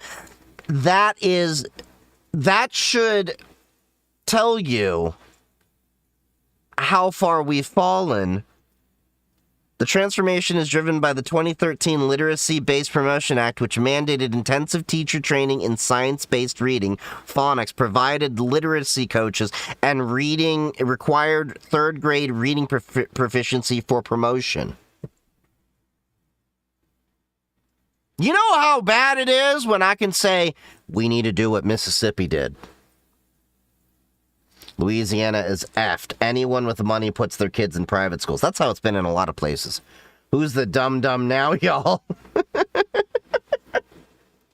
And they're 3rd and 1st, respectively, in the country for their Hispanic and Black kids. Mississippi's model has become such one for emulation that it's known as the Mississippi Miracle, while other states like Minnesota that have stuck to the 3 queuing system have declined in the rankings. But there's something else Mississippi... Hold on. Let me see that graph. Minnesota that have stuck to the 3 queuing system have declined... Holy shit. So the top states are Mississippi, Hawaii, South Carolina, Arizona, Louisiana, California, D.C., and then South Dakota kept the same. So score changes from 2013 to 2022. But look at all these other states that have declined. Wow. And Maryland is like way like down in the chart. Delaware, Virginia, Maine, Minnesota, Vermont, Connecticut, New York, New Hampshire, West Virginia, Missouri. Like, damn, like it's all across the board except for like these states that are, you know, doing all right. But look how Mississippi go. California's a flex. That's a huge state. Yeah. Yeah, that is, top states are phonics promoting. Well, yeah. I am an advocate for phonics-based learning. That is how I learned to read. So, a little bit about myself. I actually had a tough time reading early on when I was a little kid.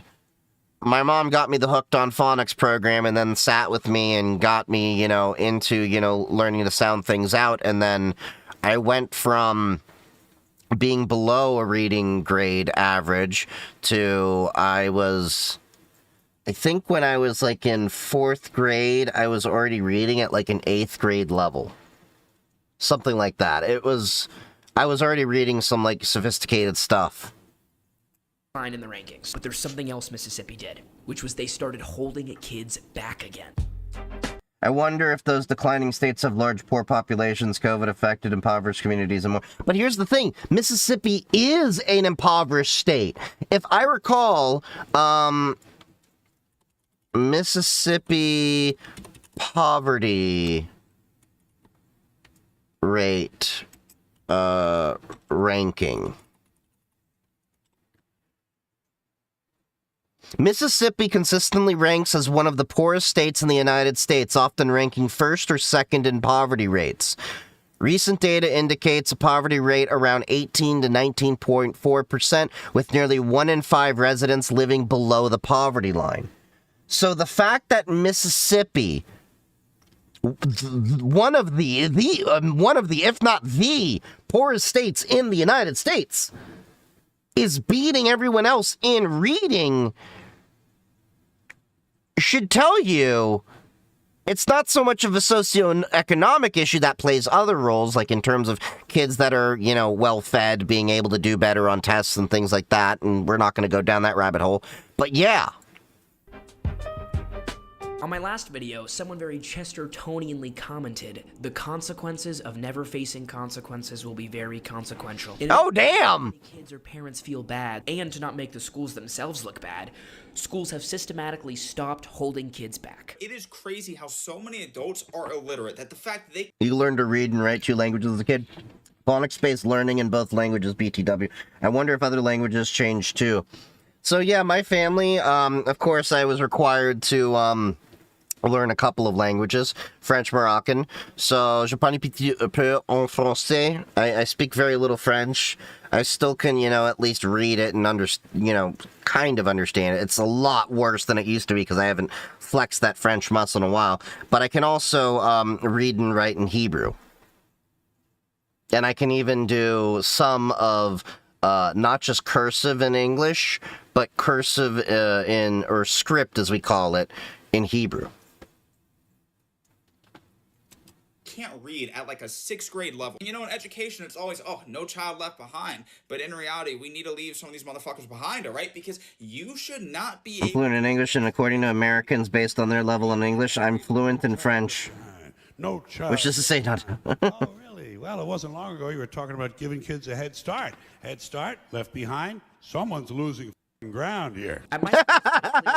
I miss George Carlin. You know, maybe in the leg you'd be Polyglots are taking over. Yep. We also had like 40 valedictorians and 35 salutatorians. You're pushed through no matter how bad your learning is, even if you don't know how to read. Mississippi tried this radical new idea where if you couldn't read, you would stay and repeat the grade. And analyses have found this policy alone is responsible for 25% of the Mississippi miracle. This Connecticut high school grad is suing her city because she says she graduated without ever being able to read or write. Could you read this, or would it take you a long time? It's impossible. I just see his words everywhere. Alicia graduated from the Hartford public school system last year, but she says today she is illiterate. What? She doesn't know how to read or write. When she was in early education, They would just either tell me to sit in a corner and sleep, or just draw pictures, flowers for them. and when she was in high school, she relied on speech-to-text programs and other apps to read and write essays. So, if you had an assignment where you had to write something, you'd open up a document like this and then do what? I would go here to use the text-to-speech. It says dictate. Dictate, yep. I love pizza. This is how you would do your assignments. And then Cats of the World VA sporting a twin-prop airplane. If you had to read something, that's how you do it. Now, Alicia is suing the Hartford. What? So she literally, like, I want you to think about this. When she drives, she can't read the street signs? So, like, Google Maps is telling you, turn left on Main Street. She's not going to know what Main looks and sounds like. This is Connecticut. What the hell? They didn't have written exams? I don't know. This is... Wow. My country requires the 90% of the government workers be proficient in both official languages. There is very few positions where being monolingual is fine. Yeah. Oh yeah, navigation is 100% by GPS voice. Navigation, maybe? But you have to remember, there are times when you're going to have to know which sign goes where, because GPS is not always correct. Okay, get off at this exit here. But then you need to go to know that you need to go like east versus west, and then you're going to have a split. And then what? The GPS is just, yeah. It's a whole mess. You go based off, enjoy stop signs? We are living in that 2006 movie, Idiocracy. You mean the documentary? For Board of Education and the city for negligence. The suit alleges the school district documented and acknowledged Alicia's learning challenges through multiple grades, but because they were not adequately addressed, she continued to struggle academically and began exhibiting maladaptive behaviors in the classroom. That is dystopia. We don't have to wait for AI to stop. Emojis. Oh, emoji stopped. Okay. Everyone should go to school for as long as possible for decades now. But we had much better reading rates in the past when fewer people graduated high school, let alone college. The problem is not that high school or college is bad and makes you dumber. Still, to this day, every year of education you have, you'll probably be a smarter and better reader. But the problem is more fundamental than that. You got the Republican spelling. Over going to trade school, or starting a family, or traveling the world, or being an entrepreneur, or living by Walden. Carl's Jr. F you, I'm eating. Much more democratized, and therefore it's become a much less exclusively intellectually focused environment. In the past, only the most intellectually inclined people who were interested in abstract ideas and letters and books would be the people in college. Therefore, the intellectual rigor was very high. The huge increase in demand. I was 1 out of 2 students in my homeroom back in high school who graduated. How many kids were in your class there, excellent chef? Damn. Of telling everyone to go to college has made it much 1 out of 2? makes it harder for the kids who really do want to. Some states say that once you're 18, you can get your driver's license without getting a learner's permit first. Their whole class could read dozens of books in a year. They could read the whole Iliad. But now, students complain after being asked to read 1 book, saying they can't keep up, even at Columbia. And I think this is not a small part of the reason why, since 2010, for the first time in American and possibly world history, college enrollment rates have been declining. Colleges Wait, what? know someone who works at a college that was shut down. And remember, colleges are just like any other business. They respond to incentives. So now that enrollment has stopped skyrocketing and has started decreasing, for the first time, college prices have stopped skyrocketing as well. And they've even come down a little bit. Wow. The third reason no one can read anymore is because kids stopped learning to read when adults stopped valuing it. The kids can't read books because the adults won't read books. Kids have clocked that our society does not value literacy and they are acting accordingly. Who said that? There are literally people out there saying that being able to read is just not that serious. I know someone who may have gotten a license by moving to a different state with their permit. Wait, what? Being able to read actually is that serious. I saw a post being like, here are some grammatical errors that I see commonly and the difference between the two words. So it's like would of versus would have, there, you know, stuff like that. And half of the comments were like, okay, but I just don't see why it's that serious. You're 19. Which is which? There, and there? If you don't know the difference, y'all are effed. There were 10 students in my homeroom. 8 of them decided to drop out because it was too hard. What? You're 20, you're 24, you're 36, and you don't know how to spell? You should be able to write a professional email as an adult. You should be able to sound out words and know how to pronounce them even if you don't know what they mean. And maybe even figure out what they mean from the chunks in the word. It's concerning to me how many of you guys think that being able to read is not a big deal. It's like the deal. What have you been doing for the whole entirety of your schooling? You have to know how to read. Otherwise, you're not going to be able to vote properly. You're not going to be able to get a job properly, follow instructions. Like, basic reading comprehension is deeply, deeply important. I think y'all realize that when they say that 60% of America is illiterate, they don't mean that you couldn't open up your favorite childhood book and read it front to back. That's not what they mean. Functionally illiterate means that you can look at this word and not... Staphylococcal? I don't know what that means, but I can read it. Not know how to sound it out. This is important because some people can be illiterate and not know that they are illiterate. At least you know I are smart. He just thinks that being illiterate means that they literally cannot read anything, but that's not what it means. If you do not know the difference between there, and there, two, and two, your and your, you are illiterate. If you are using plural women instead of woman, you are illiterate. If you are chicken. Find yourself chronically missing the point every single time, you might be illiterate. Another part of literacy that people don't talk about is Staphylococcal infections are no joke. What is a staphylococcal? Hold on. Is that just staph? Oh, that's staph. Okay.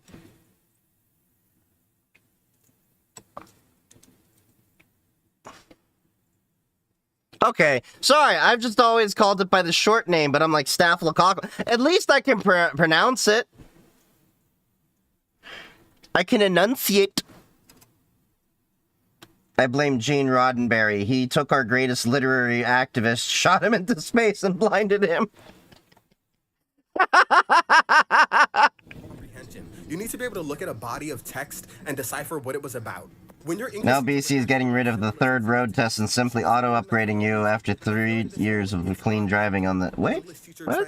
Where they're deciphering music lyrics, they made fun of that, but y'all don't know how badly it affected you because you need that. And a lot of parents aren't reading with their kids or emphasize... Wait, hold up. Let me listen to that part I was reading over. Instead of woman, you are illiterate. If you are one of those people who finds yourself chronically missing the point every single time, you might be illiterate. Another part of literacy that people don't talk about is comprehension. You need to be able to look at a body of text and decipher what it was about.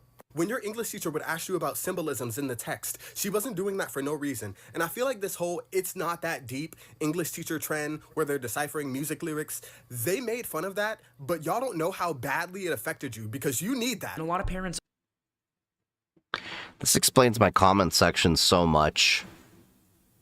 A lot of the people commenting, I think, are functionally illiterate. The ones that, like, consistently get the points, like, missed or... yeah, that explains, like, so much. Wow.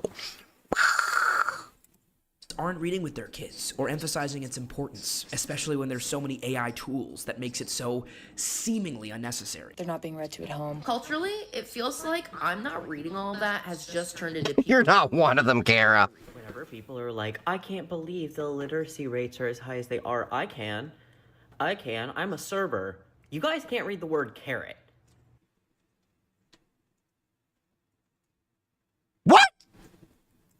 There's nothing else to say. Like, that's it. It's astounding. And the population that cannot read, like, it already existed before this younger generation was struggling with reading. While you're eating dinner, you can sit and read. If you take the bus home, you can read on the bus home. Whether it's the school bus, if you need to take a book to read on the school bus, you can do that and log in when you get home. There's so many simple solutions besides just saying, my mom didn't tell me to do it. That's like me coming into work and I didn't do the bulletin board. My mom didn't tell me to do it, so I didn't do it. Whose responsibility is it? If I come into this classroom, right, and I have nothing done for the day, I'm not prepared for the day at all. Why are you not prepared? And I say, my mom didn't tell me to do it. How does that sound? Does my mom work here? No, I work here. It is my responsibility to get the things done that I need to get done. Just like it is your responsibility to read. And then structurally, technologically, we're so isolated and hanging out with each other less than ever. We have phones and computers inundating us with everything that has ever happened over the course of the entire planet. So of course it'll be harder to focus on one particular book, on one particular story, when you're missing out on everything else that could be going on by just opening your phone. Guys, art is dead. Bo Burnham was right. Netflix executives are literally telling their TV producers to start shows with something exciting right away, like someone dies in the first 2 minutes, or a huge fight in the first 30 seconds, because audiences are deciding in less time than it takes to watch a Vine whether they want to watch a show. But damn. I'll even give an anime like 2 or 3 episodes before I decide if I want to continue watching it, because like sometimes it's like you need to get a build up, you need to get a world set, you know, you need to get all the like background of how this world functions and everything, and then like suddenly it picks up in a couple of episodes or anything. Like One Piece was like that, and you know, a few other things. And yeah, this is bad. Like, and this all comes back to y'all have been throwing kids in front of iPads as like that's gonna fix everything. If and when I ever have a kid, they're not getting a tablet. They're not getting a tablet. They're going to get books. They're going to learn a lot of the ways that I did. If they have a computer, it will be a proper computer. Like the kind I had. You understand what I'm saying? Like, you're going to have a computer. You're going to learn how to use it.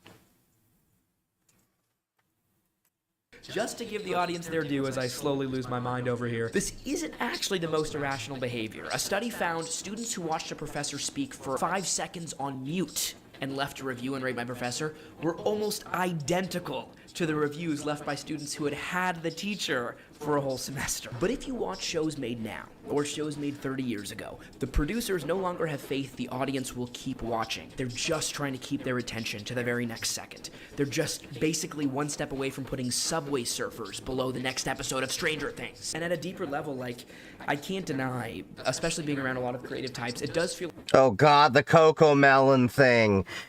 Yeah, that shit is like brain rot. We built libraries and office spaces into our homes with real books for reading. I have a bookshelf here. So this is one of the things, you know, that I do actually like about my religion. One of the big mitzvahs that you can do is to have a bookshelf and a library in your house. And here's the thing. Everybody's like, oh, they just have to be religious books. Do you know what secular study is a mitzvah to actually learn? History.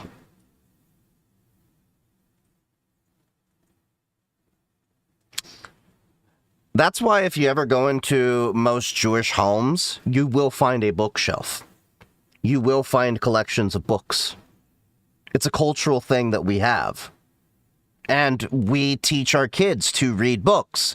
In fact, when we get into arguments in my family, we will literally pull a book out and say, right here, look what it says.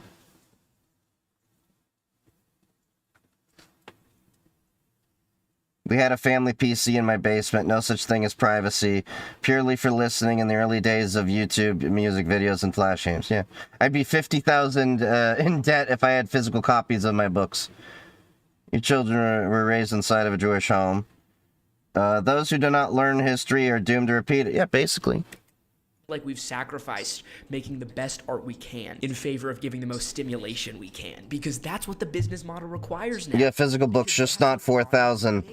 Yeah, I still have physical books. My library's not as big as it used to be. All night on their phones, but you're asking the I had a flood that destroyed a lot of my books, unfortunately. So what do you say about Bo Burnham? Requires now, because that's what the audience demands. Bo Burnham had a great line. He talked about how we ask kids to not spend all night on their phones, but you're asking the 13-year-old to choose between the source of all past and present human knowledge and the back of their eyelids. Similarly, a book is delayed gratification. You have to really get into a story. And when we're constantly being bombarded by what's happening in the White House or with our friends or what's going on Roblox right now, we weren't designed to be constantly on alert for all kinds of updates. Like, our mind craves novelty. That's why we're going to get distracted so easily when we try to... You have a 100-plus-year-old set of Harvard classics survived my town burning down too. Oh, that's nice. I have a 130-year-old book in my collection. I'll have to bring it out. It was from a Freemasons library. It's the history of Freemasonry and Concordant orders. It's like that thick. It's a thick boy. Substantive. Hank Green once said, we evolved for such a vastly different environment than the one we live in now, that the fact that we can function at all is a miracle. It's not that deep syndrome. It's not that deep syndrome. When I made my videos explaining the philosophy behind kids' TV, how it made us expect our lives to go a certain way, and that's the font of so much modern ennui, I got so many comments saying that they totally noticed this, it messed up their life, they've been going to therapy about it, they've been depressed about it. But when they'd tell someone about it, the person would look at them and say, it's not that deep, bro. It's not that deep. And now it's become a cliche. Whenever someone tries to talk about the true meaning or deep meaning behind a book or a movie or even a political event, how it can shape their life, how it can illustrate something about society, some nudnik will respond, it's not that deep, bro. It's really not that deep. Have you considered that it's a little not that deep? But it literally has to be that. That happens so many times in my comments, and it's like, bro, you don't understand. But yeah, the ability to comprehend that a lot of these people are actually illiterate has just sprinkled my brain. If something makes you laugh, it did make you laugh for a particular reason, so there has to be a valid explanation. If stories emphasize individuals as the agents of change rather than systemic injustice as the agent of change. If you've noticed that movies are becoming more diverse or less diverse or making more left-wing jokes. Doesn't it strike you as mildly ironic that most of the people who are against abortion are people you wouldn't want to in the first place? Recently, and a woman approached me. She was like, hey, that's very insensitive. I've had an abortion. You shouldn't tell jokes like that. I was like, whoa, hey, sorry. I just told a joke. I think what you did was much worse. Damn! Or they're featuring more toe content or less toe content. There's obviously a reason. Jesus. It's not random. If TV shows always portray a certain race. If I have kids, I'll only have a family computer, and it's only going to have a bash shell with no GUI, so they have to navigate by text. Black people were these monstrous predators. Hitler and girl. Guy down the hall for me doesn't know what a bank provision credit is when you do a chargeback and you get also get a refund. For example, Amazon then get mad when bank takes back the credit when they discover Amazon give you a credit. Wait, what? He doesn't get that? What? Recipe, okay. Famously used the radio to propagandize an entire country. Whether you watch Stephen Colbert or Greg Gutfeld is going to give you a completely different portrayal of what's happening in the United States right now. And oh, that is so true. I used to watch Greg Gutfeld many, many years ago, but that was also when I was like watching many different sources at the same time. I was trying to get different perspectives of different things to understand how people were covering it. But yeah, that will definitely cover, give you a different perspective on things. It's not like you just turn on someone's TV program and it zaps a perspective into you. No, they're saying certain things and framing certain narratives that make you reach certain conclusions. Loved Gutfeld on Red Eye. Oh, when he was on Red Eye, he was awesome. Red Eye was an amazing TV show, and then somehow over the past few years, I feel like Gutfeld has really gone off the rails. And not in the fun way that he used to go off on the rails when he was on Red Eye. Like, he used to have, actresses on the show and stuff like that. Like, it was a very risque kind of news talk show after night. Millions of Americans are shocked and horrified by yesterday's killing of U.S. citizen and 37-year-old mother of 3, Renee Nicole Good, by an ICE agent as she attempted to drive away. It's a senseless, yet entirely predictable tragedy. Nobody cares about Good. You don't care about her. The left never cared about. The activist group that trained her didn't care about it, who should be sued for wrongful death, who put her in this. Yeah, see, this was not the Greg Gutfeld I grew up with. He used to be a little bit more comedic and, you know, a little bit more balanced. I feel like he was on Fox News so long that his brain got rotted. Because I used to actually like him. John Stossel used to be on Fox News. And like we said earlier, I love John Stossel. I've, loved his, coverage back when he was on ABC and then Fox News, and now he's elsewhere. I need to track where he's at now. Yeah. Situation. What today that you learned? She had no friends. She had no relatives to offer her advice when she was doing this stuff, when she was putting her in her... He went from talk show host to pundit because that's what gets ratings. Oh, yeah. He was a great, it was funny. You would watch him, he'd crack up, and he would be taking cracks at the left and the right. Like, he was kind of like the closest thing you could get to Jon Stewart without his fame, but on Fox News, and it was late at night. And they put it very late because they wouldn't, have a lot of that stuff on. Greg's back. Life in jeopardy? If a TV character acts a certain way, there's a reason. Oh, yeah. Like, there was the whole thing, like, Red Eye, Greg Gutfeld.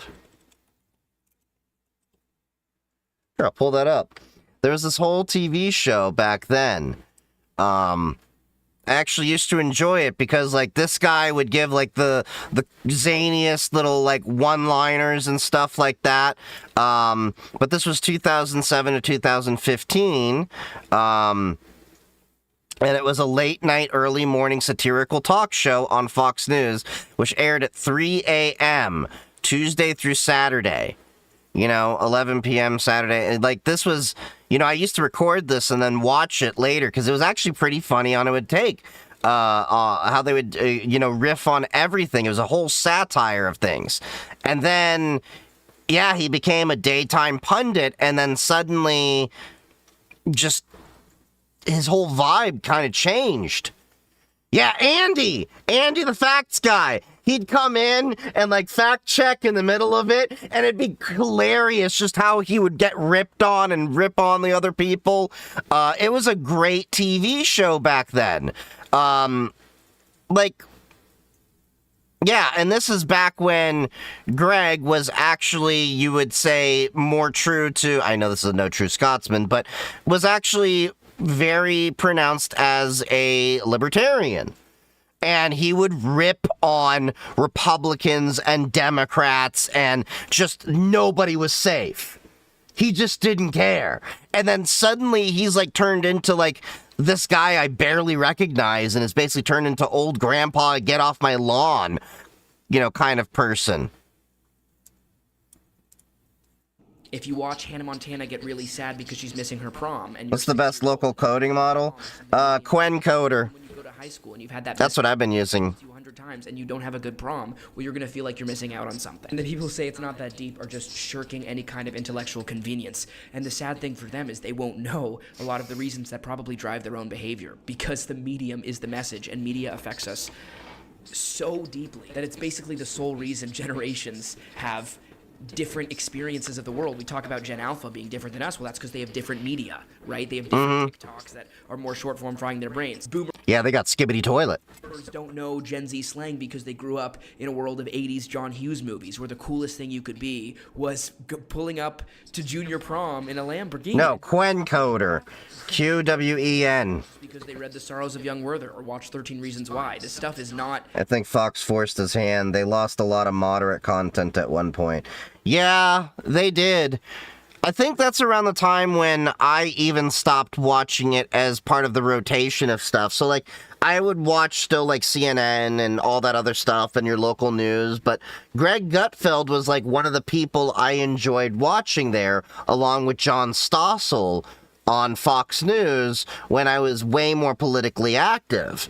I've never really hidden it. I'm definitely a person that leans more libertarian. Of course, these days I'm more of a left libertarian, probably on a bunch of things. But the point being, you know, I actually enjoyed that, you know, Greg Gutfeld and John Stossel both took takes where it's like, we don't care if you're a Republican or a Democrat, we're going after the facts and we're just gonna... But Greg would come at you in a very comedic, hilarious way that you'd be laughing along the journey, and John Stossel would educate you along the entire journey. Simple, and to say it is would be to reduce the human mind to analytical machine learning, and that's... Local models don't really compare with Claude or Gemini when it comes to coding. It depends on how good the model is, really. There are some really good coding models out there, but you need enough memory to run them, is the question. Clearly not where we are, at least not yet. I'm working towards that for my stuff. Over what it means. And what's important to emphasize is you don't gotta be like a third grade teacher. You don't gotta be like the curtains were blue, and that symbolizes the pain of Gatsby's bloodlust for vampires or some bullshit. Like, it could just be what it means to you and how it connects to you, what you saw in that character. The viewer is co-author of the story. A lot of writing really... And Glenn Beck would help you fold your tinfoil hat. Yeah. Although, I will say this. Even though I don't agree with a lot of what Glenn Beck is going on about these days, he did at least get me to question a lot of things and learn to question everything. And I did learn some things through him. You should always, you know, be, I think, a well-rounded individual capable of learning from many different spheres of influence to become a well-rounded person. But, I mean, I have one of his books over here somewhere. I think I actually have several of them. But I don't really care for what he's turned into, but I will still thank him for...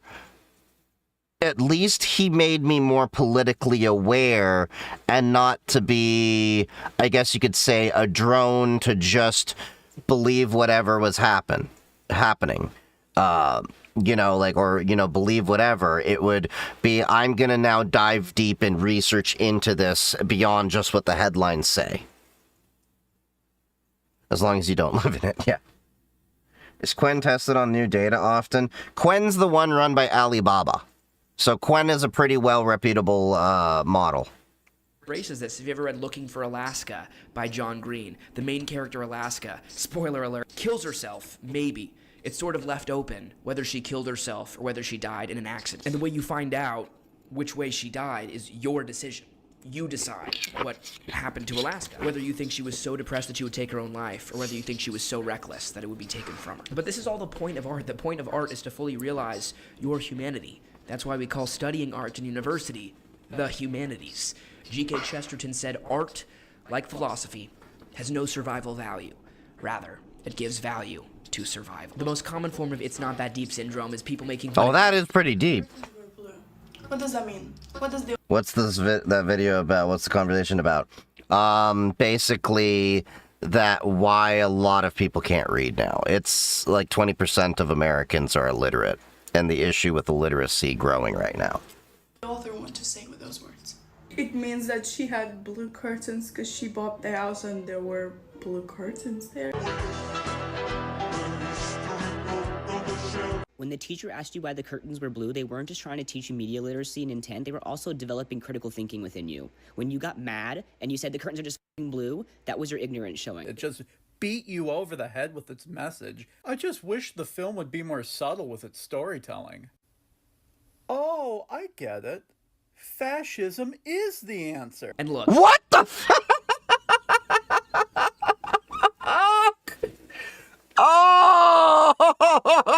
Oh, that's a little bit too on point.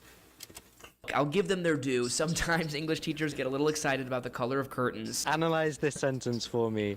The curtains were blue. The curtains were blue. The curtains were blue. Okay, the curtains were blue. Well, you know, blue curtain. Well, I guess it's a neutral kind of sentence. Its simplicity kind of elicits a monotone. And they were fucking blue. They were blue. That's what it means. And very standardized set of emotions. They were very sad. That kind of might reflect a certain sadness in the author. Who was very sad? Whoever closed the curtains must have felt the life was coming to a close. A certain, you know, monotony in their life. I think that's the interpretation. Right. That was very impressive. And it's not that deep syndrome people are always making an easy target out of these English teachers who say, oh, look at the curtains were blue. Of course, the point, guys, is that it is that deep. You're alive, interacting with other people who made messages that they want to convey something to you. And you know how complex your personal motivations are, let alone everybody else's. Figuring out what's going on in your head and in everybody else's head and how we can best connect with each other is not only so incredibly fun and rewarding, but it's the truth. The truth about Sidney Carton isn't just that he's a ne'er-do-well scoundrel. It's that he has a deep humanity that he's been masking because he's afraid of exposing himself to another person. The truth about Richard Nixon isn't that he was a U.S. president with a realist foreign policy. It's that in the election of 1960, he saw one more instance of the rich kid taking advantage of that poor kid who grew up in Yorba Linda, and he vowed to get his revenge. And he did. The truth about Oh, damn. That's another way to put it. Spending time.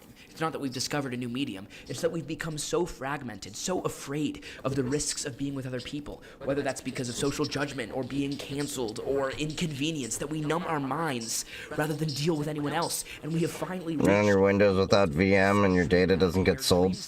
What, run what? Sorry. Other people. And the truth about Oh, what, the LLM? Yeah, you can use LM Studio and you'll be fine. It won't send your data out. It stays local. Not that you're the sum of all your experiences and your name. It's everything that's going on inside you, and you don't always know what that is. And sometimes seeing someone else experience something in a movie, in a piece of art, in a play, God forbid in a TikTok, is what tells you more about yourself and someone else. And the joke is on the people who have not that deep syndrome, because they'll never poke around and see how things work. Socrates said the unexamined life is not worth living. But if you do take living seriously, you'll be able to do something with what art tells you about yourself. You might be able to even write your own play, do your own movie, make your own YouTube channel. Finally, look around and see what's really going on behind the curtain. All the YouTubers I watch, who I think have interesting things to say and different perspectives, are constantly thinking about things, understanding how the world works, and then coming to a new perspective on it when they're having an active dialogue and an active imagination. You might wonder, how do these people always think of a new thing to say? Well, it's because they're doing that, and then when it comes time to talk about something on YouTube, they already have so many different ideas and things they can bring to talk about it. To the extent I ever say anything interesting on this channel,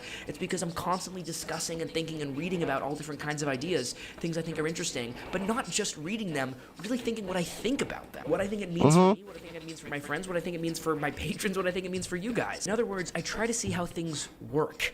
In other words, I try to see how it is that deep, bro. And look, everyone knows I kind of do the same thing.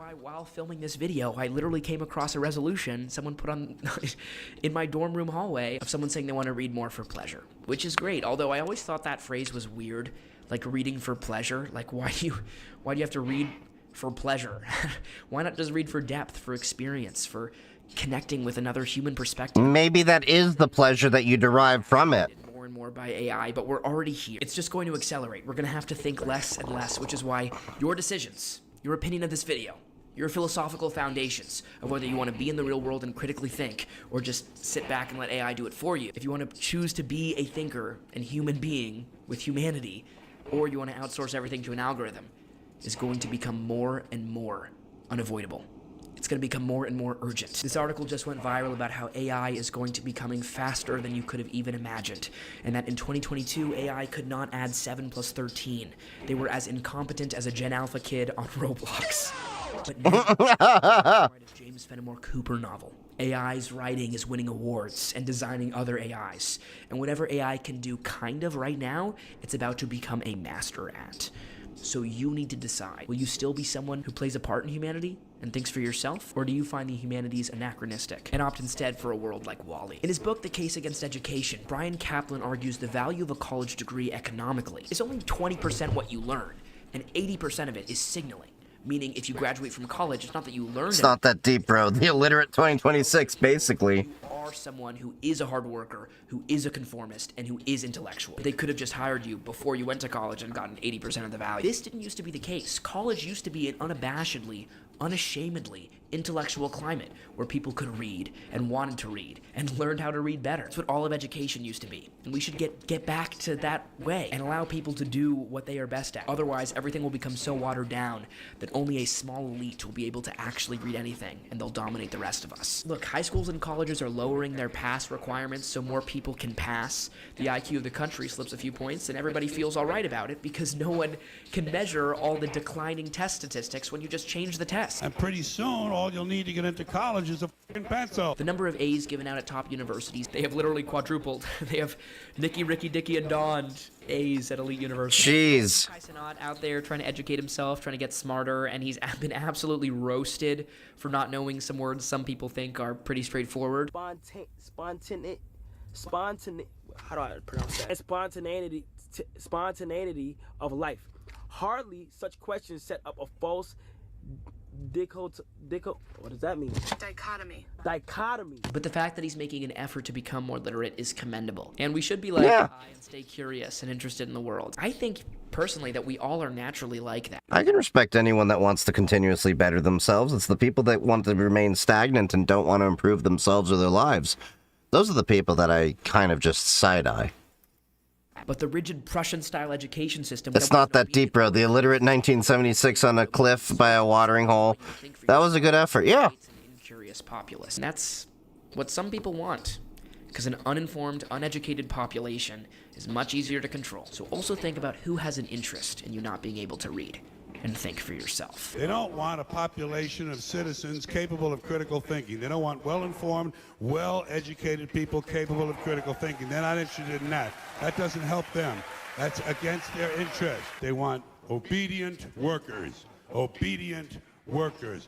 People who are just smart enough to run the machines and do the paperwork, and just dumb enough to passively accept all these increasingly shittier jobs. What I really want to say... God, I miss Carlin. Future is bleak. Yep, see, I miss him too, Nordic. A podiatry school run by Dan Schneider. But these generations didn't just fall out of the sky. They came from American homes, American schools, American citizens, American societies, American parents, American families. And maybe Canadian, British, French, Spanish, and Australian ones as well. So if we adults, if we as a society let our intellect slip, and we start writing off the deep questions with, "It's not that deep, bro," and distract and numb ourselves, then of course, our kids who look to us and are the most susceptible to societal programming will fall even further and even faster than we ever could. The real story of Gen Alpha is just a generation that's echoed what they saw their parents doing. Do you read? Let me know. One thing I can read is the names of our amazing patrons. Bob, Eric, Guy, Matt, Rasmus, Amal Economics, MV Keaton, Nicholas, Tito, Shadow Firewolf, Jay Minton, Kendall K, John Derry, Anthony, and our newest patron, Axola. Welcome, Axola. You guys make this possible. We'd love to have you join the Patreon community. Link in the description. Thanks for watching. Yeah, pretty long video, but pretty good. But I did not realize the reading problem was just that bad. I mean, I've come across a lot of people where it's like, does this person really know even how to read? But that also explains a lot of my comment section. Personally, I don't know anyone who cannot read or write, given I am not from America, but almost everyone here can read and write more than one language. Yeah, but It is getting late, y'all. I'm actually on later than I normally am because I wanted to finish that video. So thank you all for joining me. Make sure, if you haven't already, follow me on all of my socials. The links are in the bio for all of you to go follow me. And don't forget to join the Discord and the Matrix server if you haven't already. Great community over there. And, of course, follow me on Twitch, Kick, YouTube, Blue Sky, Mastodon, TikTok, Instagram, all the platforms. Links in bio, all those. But yeah, I should be back on stream tomorrow because there's not going to be a stream this Wednesday because it's the first day of Passover. I got Seder to go to with the family and everything. So there won't be a stream this Wednesday. And Thursday I'm with family, maybe Friday we'll catch up, and then this Sunday we're going to go back to doing gaming on Linux. I'm going to decide what game I'm going to play and probably chat that out on Discord. I'm debating if I want to do Elder Scrolls Morrowind or something else, because there's a few games I've been wanting to play. I still haven't beat Red Dead Redemption or a few others. But anyway, love you all.